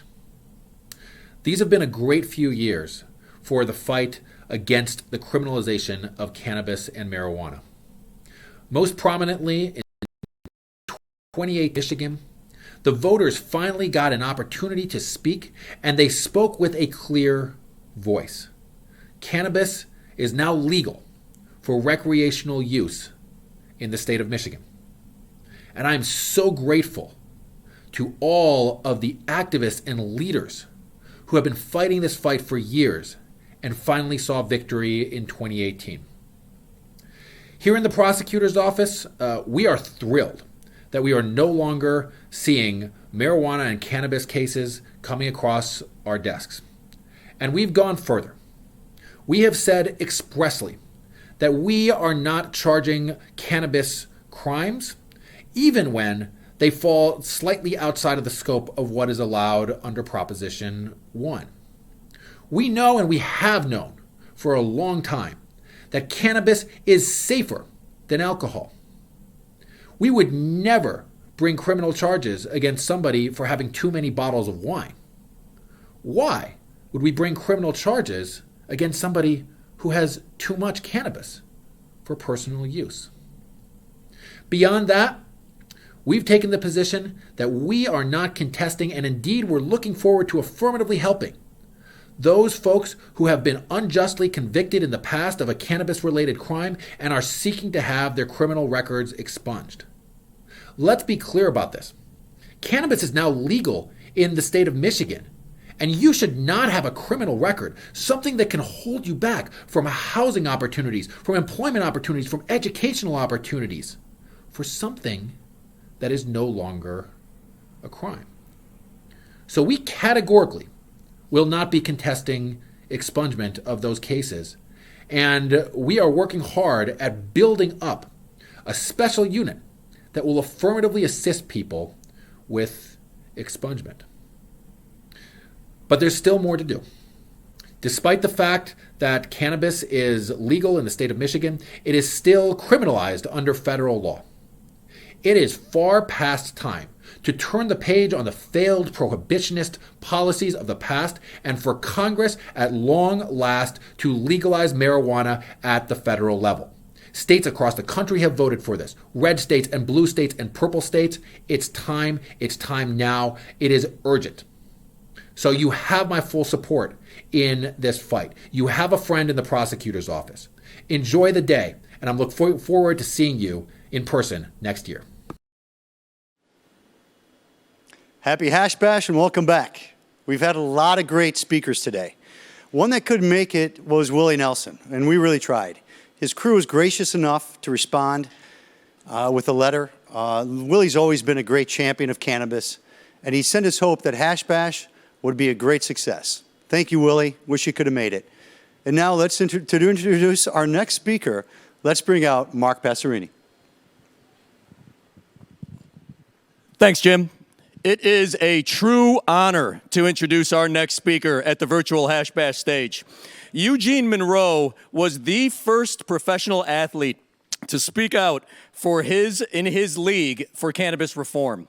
It takes a lot of guts, passion, and heart to risk a multi-million-dollar contract, and that's exactly what Eugene did.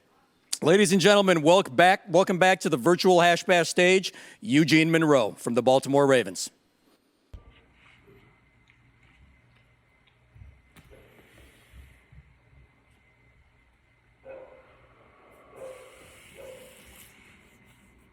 I'm Eugene Monroe, cannabis advocate, investor, entrepreneur, 7-year NFL veteran, CEO of Heart Community Capital. Thank you. Hash Bash 2021.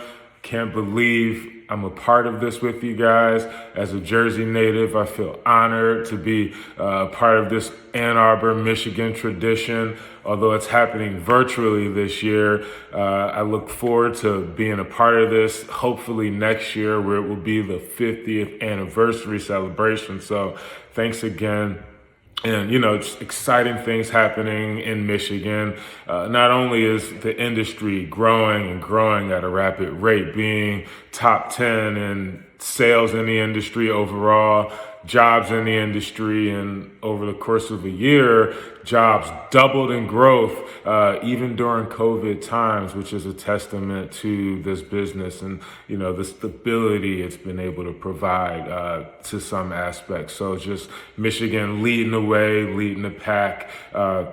And again, what a time to focus and celebrate on this as we get closer and closer to 420. And really just looking at Michigan, having friends in the state, some NFL talent, some of the NFL's very best, now operating and owning businesses in Michigan. Calvin Johnson, Rob Sims, congratulations to you guys getting through the process, getting up and running and cultivating for the state of Michigan, as well as my former teammate Drew Nowak out in Kalkaska, Michigan, running Freedom Greens, providing patients and consumers in that area with fine cannabis that, you know, he's taken a lot of pride in growing. So congratulations to you two guys, and for anyone else in the league who's in Michigan. But again, just thank you guys so much. I'm honored to be a part of this. I wish I was there with you. I'm there in spirit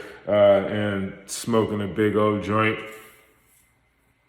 in celebration with you guys. Love you. Thank you. See you all soon. All right.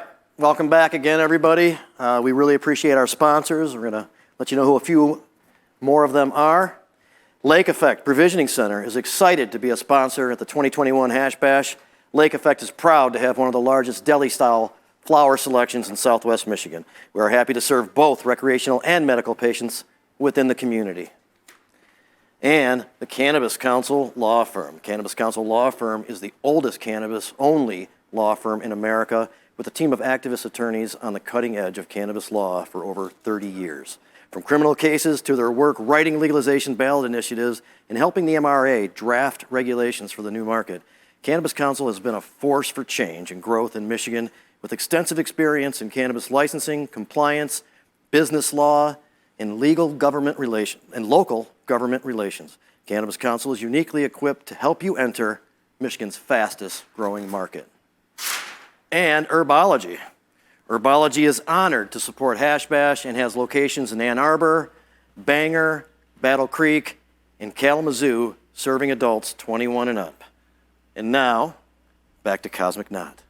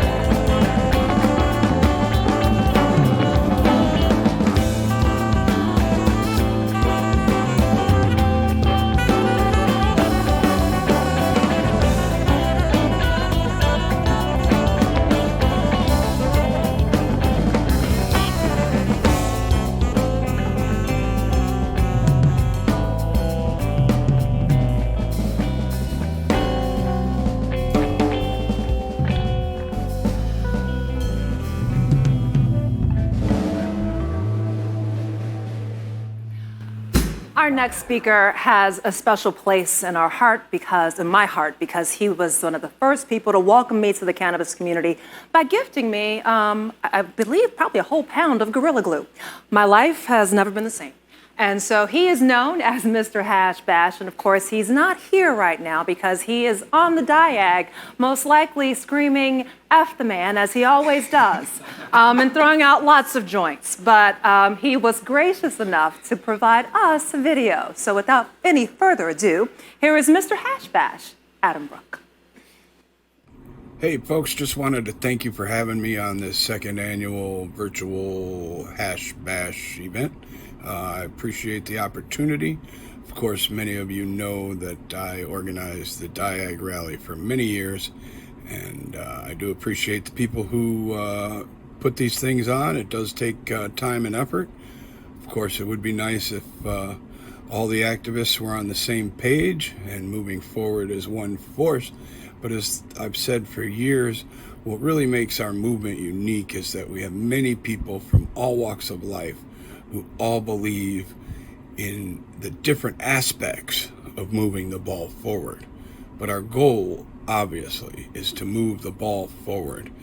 It's all about getting people out of prison, making sure people aren't arrested, and basically turning marijuana into what it should be, and that is a benign substance. And while nobody's ever died, there certainly have been tens of thousands of lives ruined by law enforcement and the rules and laws that are being used against us. So it's important that people get involved. I do encourage you to join groups like Michigan NORML. ASA has returned to Michigan. Look them up. But get involved and do something for your community, positive, related to marijuana, even if that means going to your city council meeting and getting up and giving your point of view. It's important that we normalize marijuana use. It is not the devil's lettuce or the scourge of society that the government has spent the last 80 plus years trying to convince the people that it was. Unfortunately, we have a lot to work against. We have a lot of misinformation to correct, and it's through opportunities like this that we can change some minds.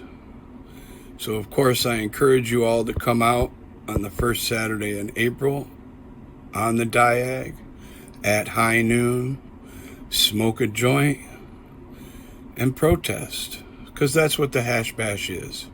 It's a smoke-in and a protest.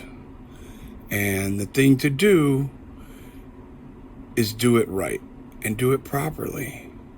And how do we do that? We gather on the Diag, we light up a joint, we put those clouds in the air, and then we go home. And they know we were there. Peace out. Thank you, Mr. Hashbash, and welcome back.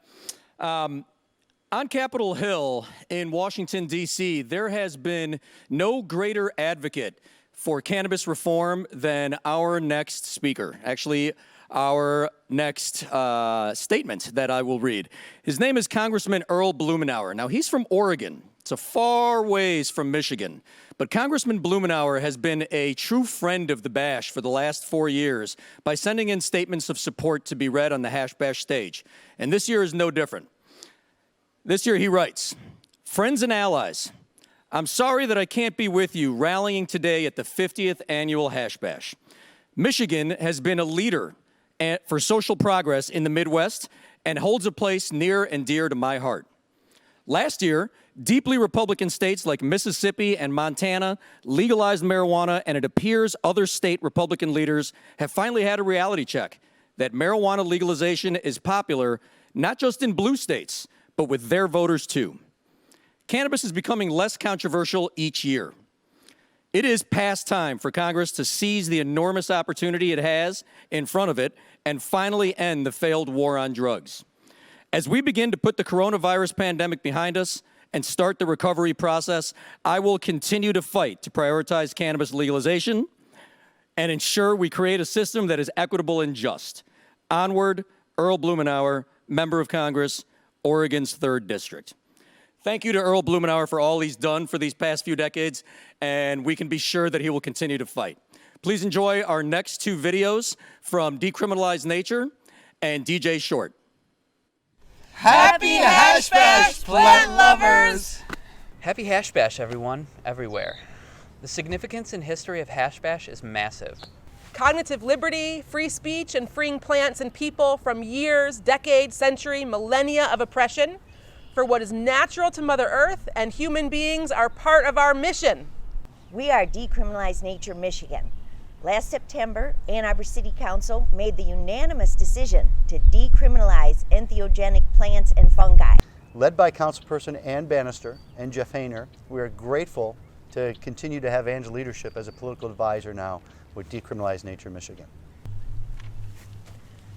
Shortly after the passing of Ann Arbor's resolution, Washtenaw County Prosecutor Ellie Savitt produced an extraordinarily progressive entheogen plant policy, best in the nation. Decriminalized Nature Michigan is working on a statewide movement. We have found a few legislators to support a DN bill, and we need your help to make this a reality. It's within our reach if we all work together. Decrim Nature Michigan is currently working with other Michigan groups working to decriminalize nature in their own local municipalities. Places like Grand Rapids, Detroit, Mid-Michigan, Hazel Park, and Southwest Michigan. We have outstanding leaders in these areas working with their local city councils to pass the Decriminalized Nature resolution. Of course, we could not have done this without the co-founders of Decriminalized Nature, Larry Norris and Carlos Plazola from Oakland, California, our mothership, who are in constant service to this cause with the mission to restore a respectful understanding for entheogenic plants and their recognized benefit with traditional and modern practices. To help realize these benefits through the decriminalization of these plants and to restore our inalienable rights to engage in direct personal relationship with nature and our own cognitive liberty. We want to give a huge thank you to the entire entheogen movement organizations statewide, nationally, and globally that provide the support, outreach, and education that keep our network growing like mycelium. Psilocybin-assisted therapies for addiction, depression, trauma, PTSD, and personal and spiritual growth are important areas of the education and lineage of plant medicine that Decriminalized Nature Michigan strives to provide and make more accessible for the greater public good. How can you help? Who, me? How can you help this movement? Talk to your friends and family. Do research. Reach out to your elected officials. We have a full guide on how to do that and what to say on our website, decrimnaturemi.org. We envision a near future where no one gets arrested and has their lives ripped apart for healing with plant fungi medicines. Can you see it? Can you dream it? It will happen. There we go. Hey, greetings and salutations, Hash Bash Nation. Here we meet virtually. Yeehaw, all due to this here pandemic thing. Oh, the pandemic. You know, some people are really upset about this pandemic. I can understand why. You know, inconvenience, loss, and things people got to deal with, and it's understandable to be upset. But if you want something to really be upset about in this time of crisis and what kind is going on around us, please think about this. Our nation's wealthy have practically doubled their wealth during this crisis. Okay? So basically, if you're more upset about having to wear a mask in public, than you are about the fact that the wealthy have doubled their wealth during this crisis, then you need to check yourself. Okay? I understand that for the fearful, that the mask may represent some form of tyranny or oppression. Okay? Let me just tell you this. For me, it represents my compassion toward my fellow humans. All right? I mean, and if nothing else, I look at it as a dress rehearsal for some other pandemic down the line that's going to have a way worse mortality rate, like 50% or something. So we're just kind of getting ready. All right? And it is a minor inconvenience, but it's not that big of a deal. Now, some may ask, have we overreacted? Maybe. It seems certain we could have been better prepared, but hindsight is 20/20, so there we are. But I'll say this, that it's due to our lack of valid and reliable information regarding this virus that we're in kind of the pickle we're in. Now, I've mentioned before in speeches to you people here at Ashbash that we don't really need leaders. What we need is valid, reliable information, and we're not getting that right now in regards to this situation. So we get conflicting information and contradictory information, and it gets kind of confusing as to what exactly is going on. Therefore, my honest response when asked how I feel, what do I think about this, is this: I don't know. I don't know because I don't have enough valid and reliable information. Now, when I went and tried to find research this, look it up, pandemics and whatnot, what I did come up with was this, and that research shows us that historically most basic flu-like airborne pandemics, they last approximately 2 to 3 years before running their course and acclimating some form of immunity in the community. So here we are, we're got over a year past this now. So given that hopeful fact, I'm looking forward to seeing you all in Ann Arbor at the Diag next year for Hash Bash, where we will celebrate and have our fun and make our points and say our things and whatever we're going to do there. At any rate, in the meantime, there's plenty we can do. All right, now let me show you what Dawn and I have been up to, and that'll be in part 2 of this right here. So hang on a sec.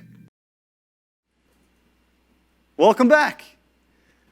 We're going to hit a couple sponsors here and get on with the show. For their first sponsor, Apothecary offers local certified kind cannabis grown in living soil beds, hand-trimmed and packaged with moisture loss protection. Available at a new provisioning center just off of US 23 on Plymouth Road in Ann Arbor and select stores statewide. Medical and adult use clients are welcome. Select brand. Select is proud to sponsor Hash Bash 2021. At Select, they know better. And frankly, Michigan's cannabis community is one of the best. Ask for Select at your favorite shops. And from Urbana, hello Hash Bash. Urbana is stoked to be part of the first Hash Bash since Michigan legalized. So relax, enjoy the festivities. Come find Urbana to score a free edible for the celebration. Urbana is the kind of place to find your kind. And now, Cosmic Knot.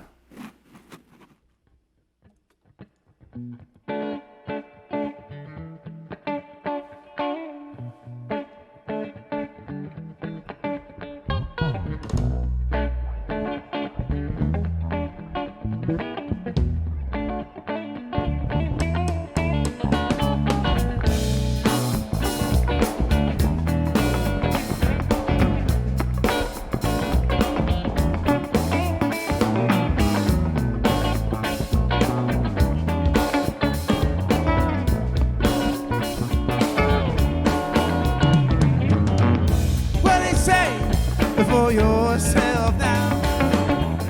While I write this song, but I don't know how. Guess it came along to your precious round. Tell the man, cause it can't keep time.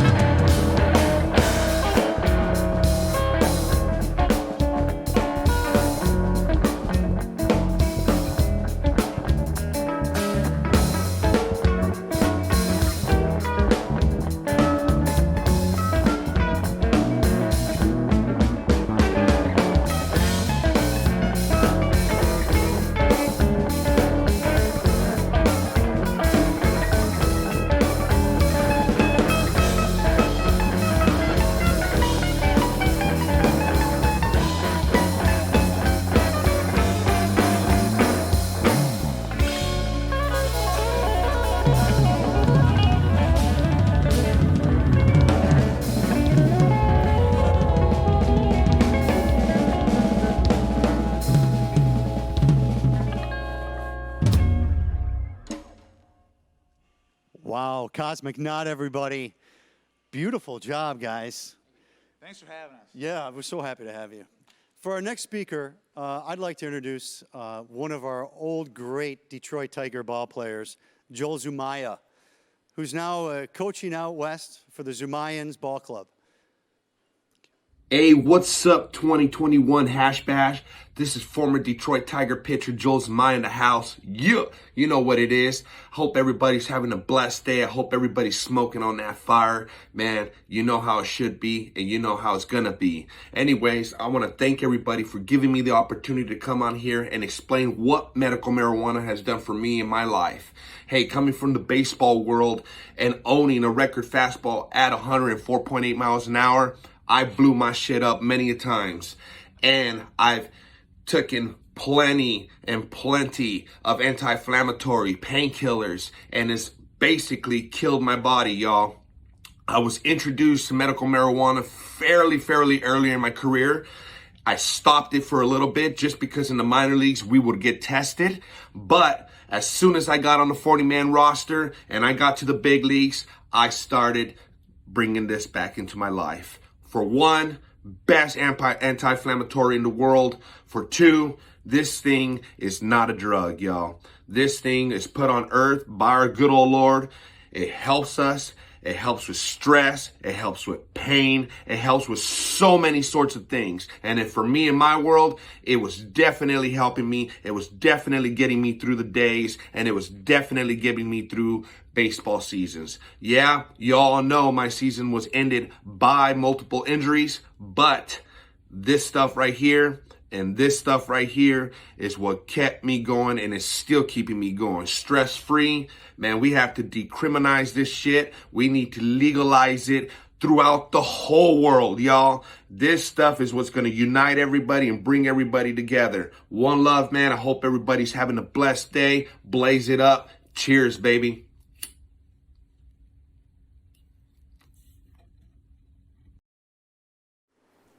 Welcome back to the Social Revolution Desk. I'm Rick Thompson.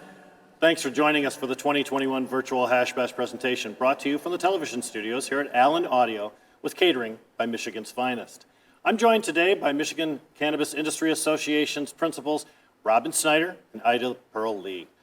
Robin, can you tell us a little bit about your mission at MICIA? Sure. The Michigan Cannabis Industry Association was founded in January of 2019. Our mission is fair and equitable licensing in the cannabis industry, as well as industry inclusion. We've made a ton of progress over the last 2 years, but there's still a lot more work to be done. And that's why we've partnered with the City of Detroit to launch the Detroit Homegrown Fund to provide resources to Detroit legacy applicants in the City of Detroit. For more information about the fund and how you can get involved in the Homegrown program, you can email us at info@micia.org. And the Michigan Cannabis Industry Association works with the Michigan legislature quite closely to make sure that we're shepherding the legalization program through. Can you explain a little bit more about what you do in relationship to that? Certainly. Well, first and foremost, we work very hard to protect the laws that we've all worked so hard for everyone who's carried a clipboard, those ballot initiatives that we got done. We want to make sure that those laws and all of those wonderful freedoms that we've all worked so hard to gain remain protected and in place. Aside from that, we continue to support additional expungement efforts as well as clemency efforts, which is why the MICIA is also proud to serve on the policy committee for the Michigan Cannabis Freedom Coalition. Fantastic. And it's important for business to continue to sponsor things like the Hash Bash, isn't it? And trade associations especially. Oh, absolutely. So yes, our members have state licenses, but they're also activists at heart. And most of them have been coming to Hash Bash with us and fighting for this and carrying those clipboards with us for many years. So we are proud to sponsor this year's Hash Bash, and will continue to sponsor Hash Bash for years to come. Well, thank you for your sponsorship. And I've known Ida for years and still messed her name up when I introduced her. That's my bad. Ida, you're a patient advocate as well as a member of the Michigan Cannabis Industry Association. Some people question whether patient advocacy has a place in a post-legalization Michigan. Would you agree that it does? Oh, it definitely has a place. Many of us at the MICA have been doing this and changing laws for years. We're celebrating legalization, but many of us, haven't forgotten where we have come from. The MICA pledges to continue fighting for patients' rights, for every cannabis patient, and access to safe medicine without fear of arrest. Fantastic. Well, thanks very much for joining us here at the 2021 Virtual Hash Bash broadcast, Michigan Cannabis Industry Associations, Ida and Robin. And now, our next video. All right, here we are. Here's the lovely Dawn Ann. Hey everybody, happy Hash Bash. And this is what we've been up to, is this over here. Oh my. Everybody can have fun digging in the dirt. We'll be growing everything. Just use this goofy thing here. And then dug all this up here. And then what we've got is this right here. This is a bean arch. And where we learned about bean arches, I want to give a shout out to Joe Pera. And for all of you, especially Michiganders, look into Joe Pera Talks With You. Go to his YouTube page because our bean arch is on his YouTube page. And our bean arch from last year is on his. We learned about it from Joe Pera. You too can have a beautiful bean arch. Check it out. Joe Pera Talks With You, Adult Swim, Michigan all the way. And there we are in our bean arch. And the lovely Dawn Ann and I say adios and have a wonderful year. And we will see you all next year. Peace. Welcome back. Our final two sponsors, Arbor's Wellness. Arbor's Wellness is Michigan's first licensed provisioning center, and they are proud to once again support the Ann Arbor Hash Bash. Stop by or order online to take advantage of their legendary Hash Bash specials and a free pre-roll with every purchase. Be sure to check out their newly renovated outdoor patio and visit with representatives from Dixie, Mary's, and select brands. And our final sponsor for the day is the Wellflower. The Wellflower in Big Rapids, you'll find a staff selected range of quality cannabis products from medicinal and recreational cannabis strains to oils, cartridges, edibles, concentrates, and other extracts. The Wellflower prides themselves on the quality and selection of their products, and the Wellflower is located at 217 Maple Street in Big Rapids, and coming soon to Manistee. And now, back to Cosmic Knot.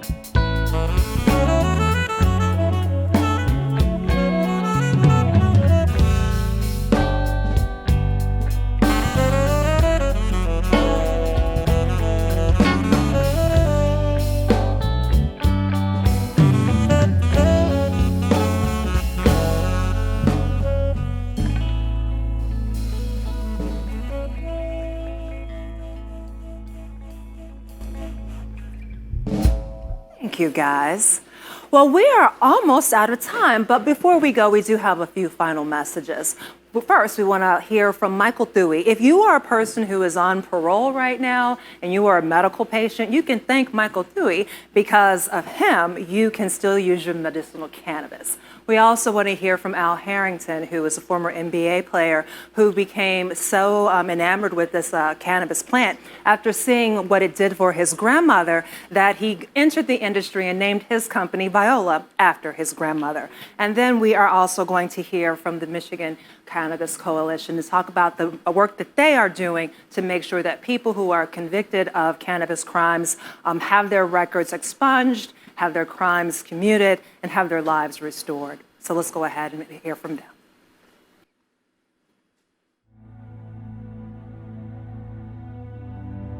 We are the Michigan Cannabis Freedom Coalition. MCFC's mission is to provide a fresh start to those that have been harmed by the criminalization of cannabis, using tools like resentencing, clemency, and expungement to reduce or eliminate the barriers of justice to impacted individuals, as well as provide public education and awareness.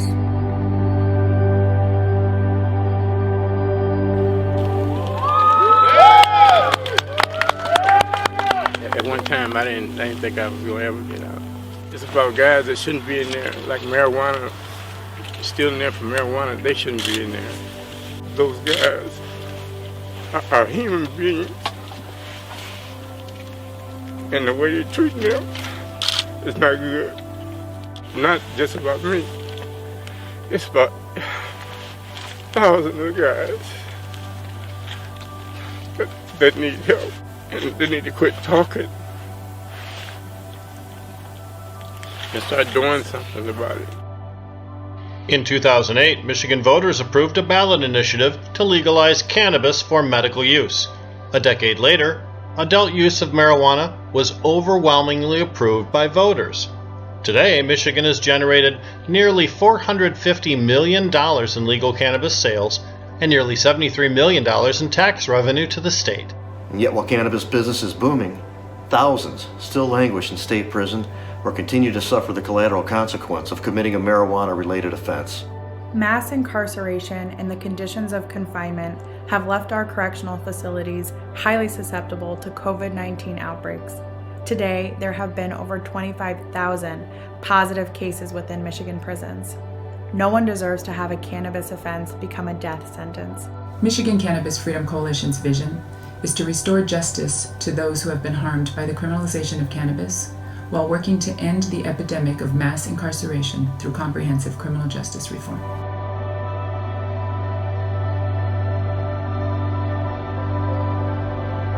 My name is Jason Szymanski, and I've had my parole revoked for the medical use of marijuana. In 2014, I was paroled and obtained my medical marijuana card. I requested that the conditions of my parole be modified to use my medicine, and the Michigan Department of Corrections obstinately refused and threatened to return me to prison. The MDOC violated my parole and penalized me several times thereafter for taking my medicine. A precarious situation evolved. 1, stop taking my medication. 2, continue using my medication and risk being returned to prison. I opted to continue to use my medication. Between 2014 and 18, I was then violated several times by the parole board, and in 2018 was arrested and ultimately returned to prison. Since then, the MDOC's parole board has vehemently imposed their position, stating that even the medical use of marijuana constitutes a substance abuse issue. They have now held me in prison for 3 years, expressing that I deny having a substance abuse issue for my medical use of marijuana. In concluding, I am gratefully indebted to many, many compassionate cannabis community members who have a heart to hear and to speak up. And the plea of the listener is this: speak up loudly the truth of this conundrum, which the MDOC has created regarding the lawful medical use of marijuana.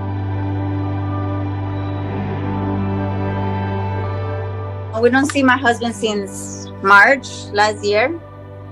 So this is very, very hard for us right now. He's sick and we don't be able to see him since then. That's one of the most harshest things that we have to go through right now with the COVID and with my son with leukemia.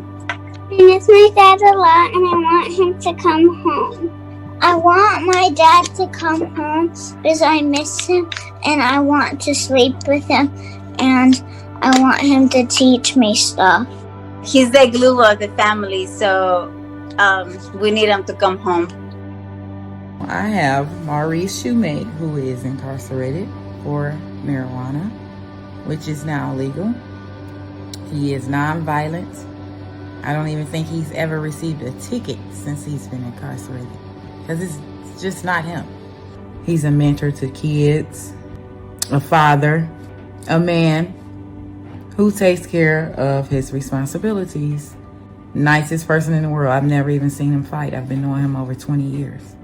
Sitting in prison due to marijuana. Marijuana is legal. So if anyone is in prison for marijuana, I feel like they should be released. Maybe Governor Whitmer, maybe you can make some sense of this. How are people still incarcerated for marijuana when it's legal now? Can you answer that for me? Because I'm confused. These are just a few of the many who continue to sit behind bars in Michigan prisons due to their involvement with cannabis. We must learn their stories. We must demand their release and the release of all those imprisoned due to cannabis. The Michigan Cannabis Freedom Coalition, through its alliance with the National Association of Criminal Defense Lawyers, has attorneys ready to file clemency petitions. We have resources to help with prisoner reentry, and we have funds to help families and prisoners while we fight for their release. But none of this matters unless we can get Governor Gretchen Whitmer to fulfill her campaign promise to free all cannabis prisoners. Only Governor Whitmer can sign these petitions. It is up to us to let her know that the cannabis community will accept nothing less. So join our efforts. Go to our website, mifreedomcoalition.com, and follow us on social media. Sign up to volunteer and share these stories. But most importantly, sign our petition and urge Governor Whitmer to let her know that we are not willing to compromise on the freedom of cannabis prisoners. Governor Whitmer, it is time to set up this program now. Justice delayed is justice denied, and justice has been denied for far too long under this administration. You made a promise, and it is up to you to fulfill that promise.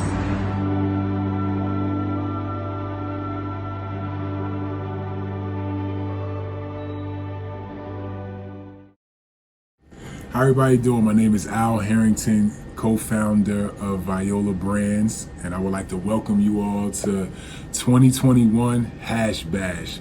I know y'all having a good time. I know y'all smoking that gas. I wish I was with you. I'll probably be smoking as soon as I get done with this and on my trip. But I just wanted to talk to you guys about how I got into the cannabis industry. For me, it was 10 years ago, believe it or not. I'm an old man in the cannabis space now, and my grandmother is the person that actually inspired me to get into cannabis. I was able to convince her to try it for her glaucoma, and once she did, I went and checked on her an hour and a half later, and she was literally crying reading her Bible, and told me that was the first time she was able to read her Bible in over 3 years. So that's what really inspired me to learn more about cannabis, and realizing how magnificent and dynamic the cannabis plant is. And it's been a 10-year journey that has had a lot of ups and downs, but at the end of the day, I'm having a lot of fun. Reason why I'm having fun is because we're changing people's lives on a daily basis and giving them access to a plant that was once demonized, but now it's considered medicine, and helping, giving people a better quality of life, alternative way to medicate themselves, and to me, way safer than the alternatives that are out there. Since my journey, in the 10 years that I've been in the space, I've realized that there's not enough diversity in the space. And that's really inspired me to change our purpose as an organization. And it's now all about uplifting, educating, empowering people of color to participate in the cannabis space. And not only from just getting a job, but from an ownership level. When we really think about, the way that this plant really destroyed our community, we deserve to have a seat at the table and have a meaningful seat at the table. And I'm sure a lot of you people feel the same way. So I'll just ask that you continue to support, not only just the Viola brand, but brands like Viola, people that are really out here that are trying to make a way in an industry that has a lot of barriers and is really not set up for us to actually participate and actually win. So just continue to support us. We'll continue to put out really good products. If you're in a position to help, minority companies, please reach out. I think that, we're in the beginning stages of this industry, and there's really no competition. I think that we really can pull a lot of people up, and 10, 20, 30 years from now, just like the liquor industry, there's thousands and thousands of brands, and I think there could be thousands of brands in the cannabis space. So we just have to work together and, just have a attitude or approach where we can all win together. You know what I'm saying? And have a lot of fun doing it. So appreciate you guys listening to my spiel. Enjoy. Let's light it up. Let's smoke. And I'll see you soon.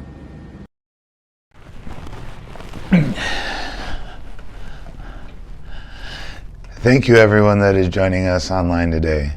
It is an honor to be here speaking to you for the 50th Hash Bash anniversary. I am Michael Toohey. First, I am a cannabis patient. At the age of 15 was my first use of cannabis. At that time, I thought everyone should be able to have access to this plant. I am most recently recognized for my Court of Appeals ruling that the great team at Comorn Law represented and won on behalf of all medical marijuana patients. This case does not just affect Michigan, but will be cited by attorneys across the country. Since that first use of cannabis at age 15, I knew this was a safer alternative than the pharmaceutical drugs I was already being prescribed for back pain and ADHD. I had also watched my mother struggle with pharmaceutical drugs her physicians had overprescribed. All marijuana use is medicinal use. Whether you realize it or not, whether you need it to the level in which you are consuming it or not, you are still receiving the plant's miraculous medicinal values. Second, I am a cannabis activist, owner of the Center for Compassion and Great Lakes Hemp Supplements. I have stood on the steps at Hash Bash for the past 13 years as a pioneer of our industry. Sadly, I was not here for the 37 years prior. Sadly, my parents were not hippies, but I appreciate the upbringing I had in the church and my father being a minister. So growing up, I had no idea what organizations such as NORML were, till I came home from prison in 2008. But my activism started years before this, back in 1999, citing scriptures to judges that were sentencing me for the use of a God-given plant. This is a plant that transcends all boundaries, all walks of life, with the ability to bring people together. What else has the power to do this? That is the power that governments around the world are still afraid of. As our government continues to divide and conquer, they fear this plant that brings us together and allows us to think for ourselves instead of mind-numbing pharmaceutical drugs. How long do we let our federal government lie to us, claiming that there is no acceptable medicinal values in cannabis? All the while they have multiple patents on cannabinoids and an FDA-approved drug that is extremely overpriced. Please get involved with organizations like Michigan NORML, Decriminalized Nature, the Last Prisoner Project, the Michigan Freedom Coalition, Americans for Safe Access, and a few other great organizations still fighting for change. Get involved. Do what you can. The fight is not over. As my good friend Richard Clement always says, free the weed, and have a great day. May God bless you on your journey. Thank you.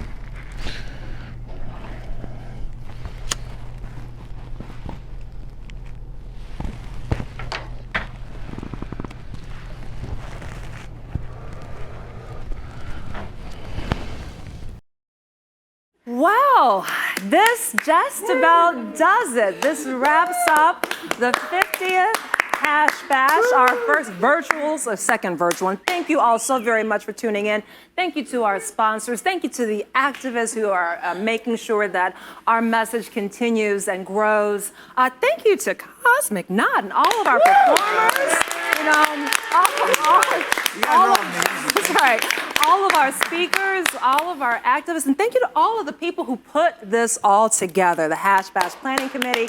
We can't thank all of you enough. And before we send everything off, Cosmic Knot is going to play us out, but not just that.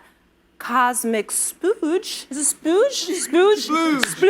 Scotchman Splooge is also going to play. So this plant is playing, and I'm going to be partaking in some Cosmic Splooge outside. So we will see you all on the Diag next year, 2022, on April 2nd. Happy Hash Bash, everybody. Smoke if you got 'em. Stay safe. Let's on to Cosmic Knot. Right.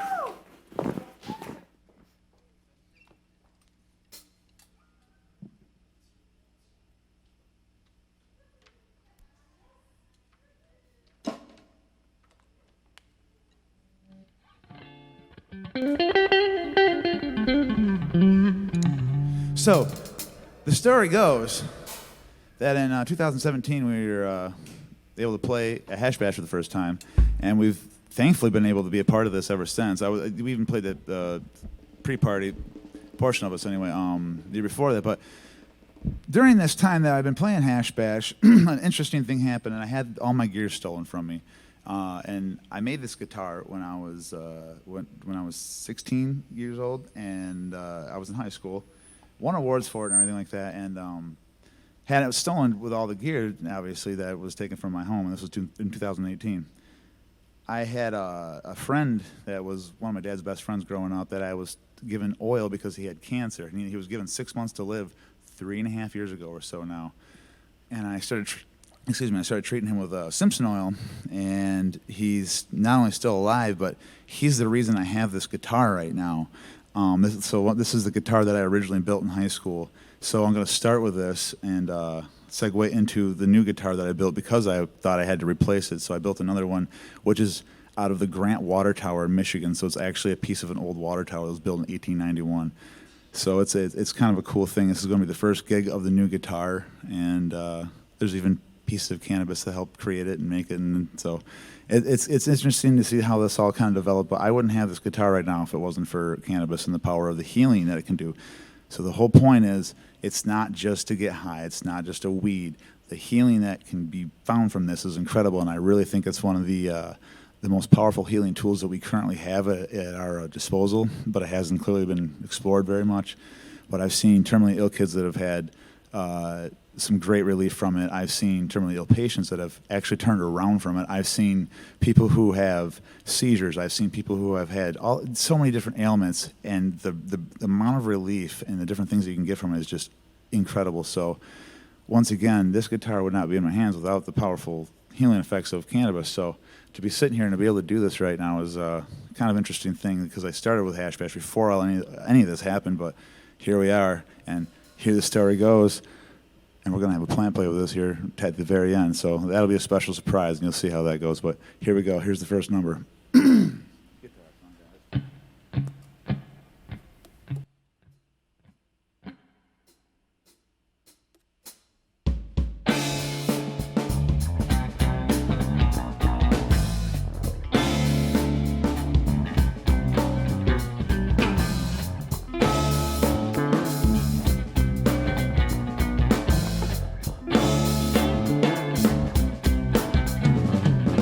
Guitar out and shot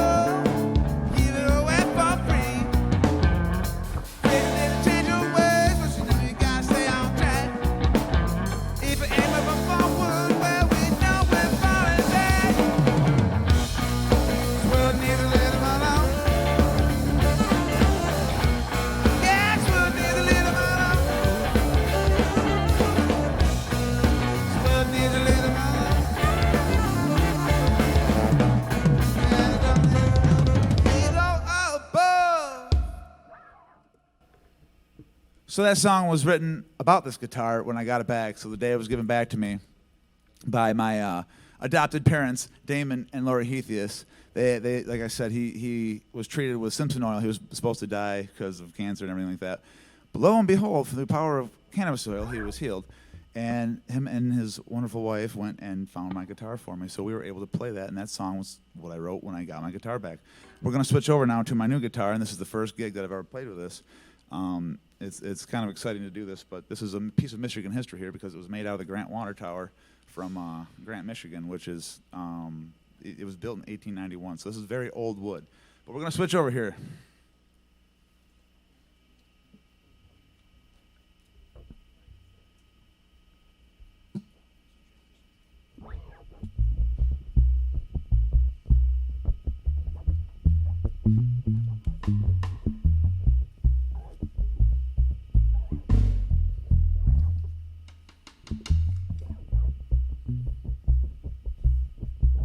The unveiling of the new guitar, everybody. So, it's about to be 420, and we never usually run it all the way to 420. We got to let everybody be prepared. We got to be able to celebrate ourselves. I mean, let's be honest. We all know this, right? So, we're going to play the 420 song. So...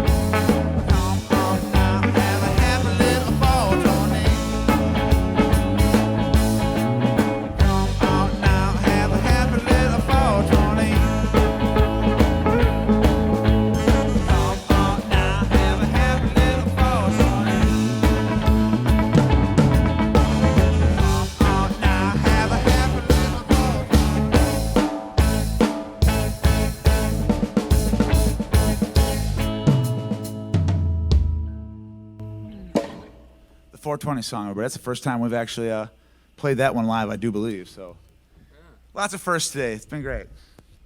So how about everybody, all the guests and all the production crew and everything? This has been absolutely amazing. I really hope that all of you out there are watching are having a wonderful time, because I know we are. And this was, you never know what to expect down here, but holy wow, this has just been an absolutely amazing day. So we have a really cool song coming up for you called Funkin' A. But we put a little twist on it because it's Hash Bash, so you'll see what we mean.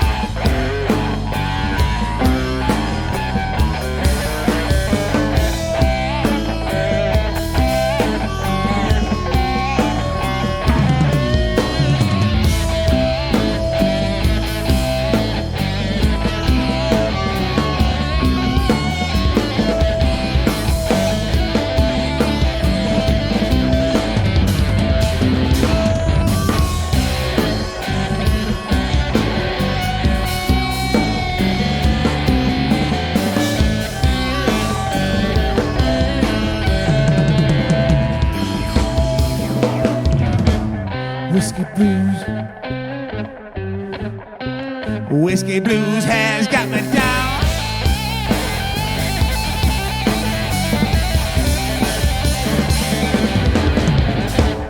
One more drop,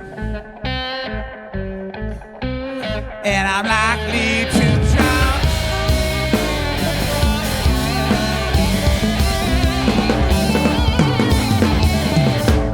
One more drop, and I'm likely to drown.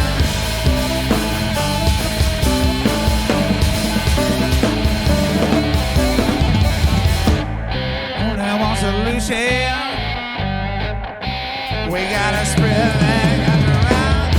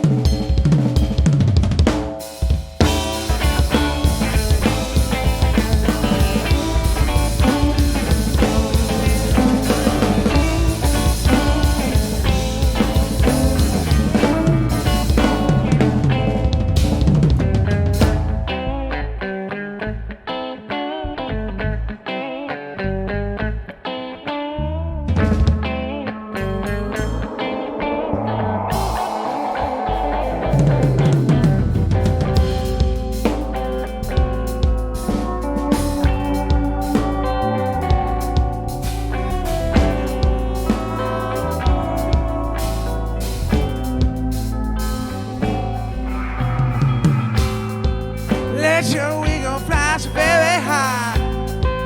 Oh, let it soar. Pretend that nothing else can bother you. Will you always look for more? Well, one day you'll surely find all those things you kept in mind. Calling cold and shut it off. Wait for? Roll down your well, change so fast. Don't have nothing to give what you're supposed to give. You don't wanna pay, that'll be the day that you're like I'm back to get you.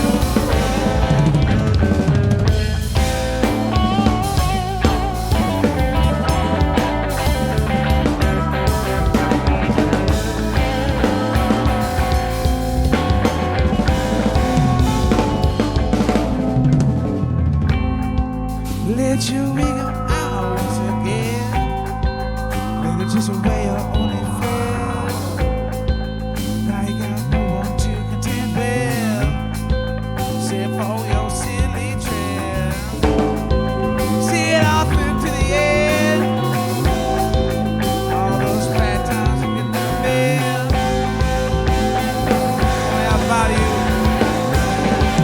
Tell me what you do. Throw down your well,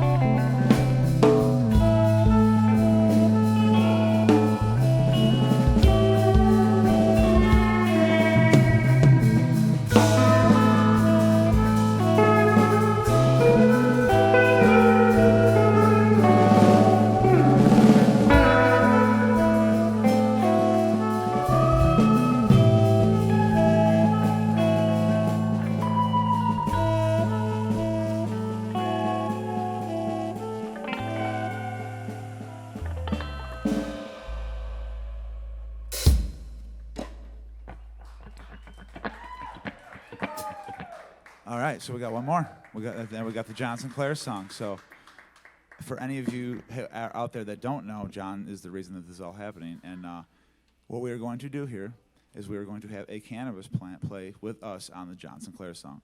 This is the 50th anniversary of when the whole thing started, and we became legal for a small minute back in the 70s because of some of the efforts that happened back then. And John Lennon came and sang a song about it and everything.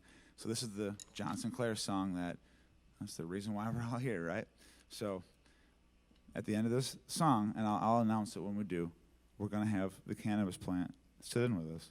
So it's exciting. It looks like it's ambitious right now. I can tell by looking at it. It's you know. So without further ado.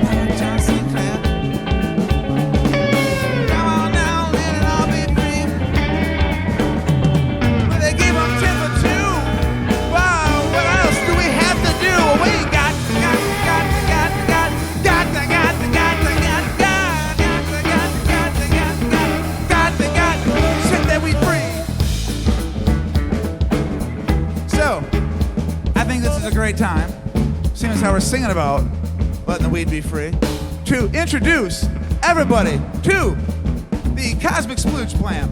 Now, this plant played with us last year at Hash Bash by my just lonesome in my parents' house, and it was kind of an interesting thing to be back at home like that and be, you know, kind of like in your kid state again, going, here I am, where I grew up. Now I'm playing with a plant on live broadcast. Suddenly, here it is a year later, and now I have the whole band here. We're in a studio. How weird is this? Here's the plant. Cosmic Splooge, everybody.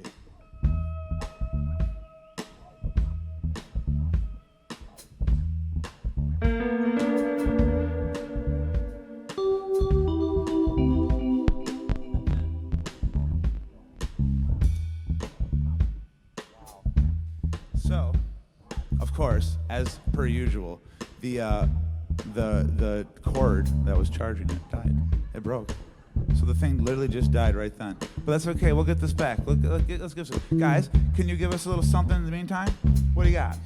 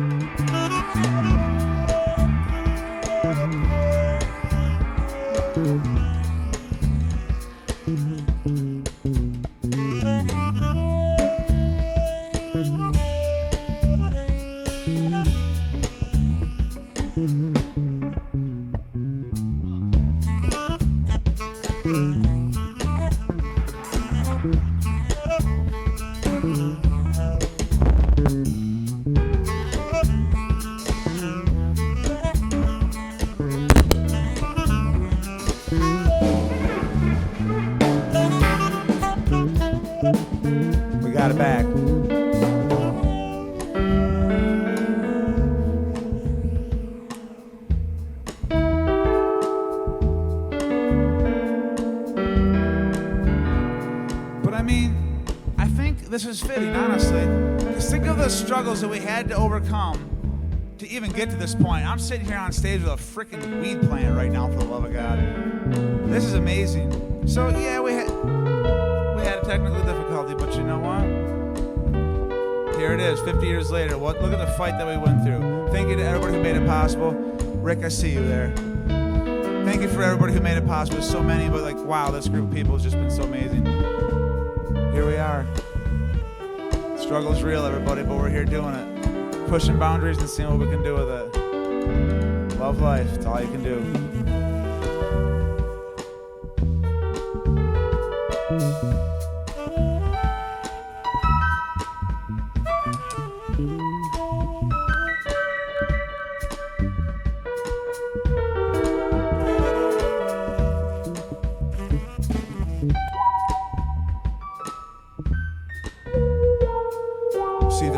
Psychedelic here.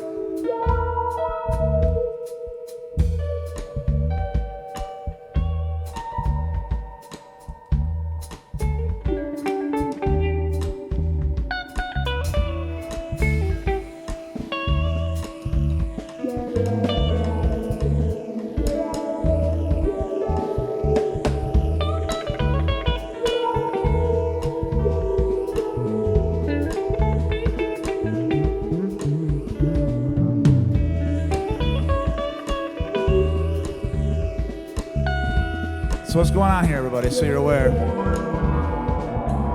The keys noise that you're hearing, this synth sound, is controlled solely by the plant through electrodes that registers electromagnetic pulsations into music. It's kind of like a lie detector. It feels your vibrations, and it plays them.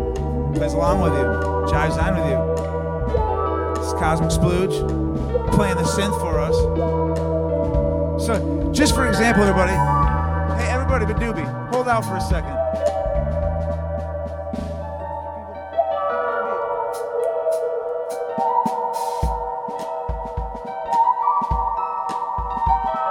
It's only the plant and the drums.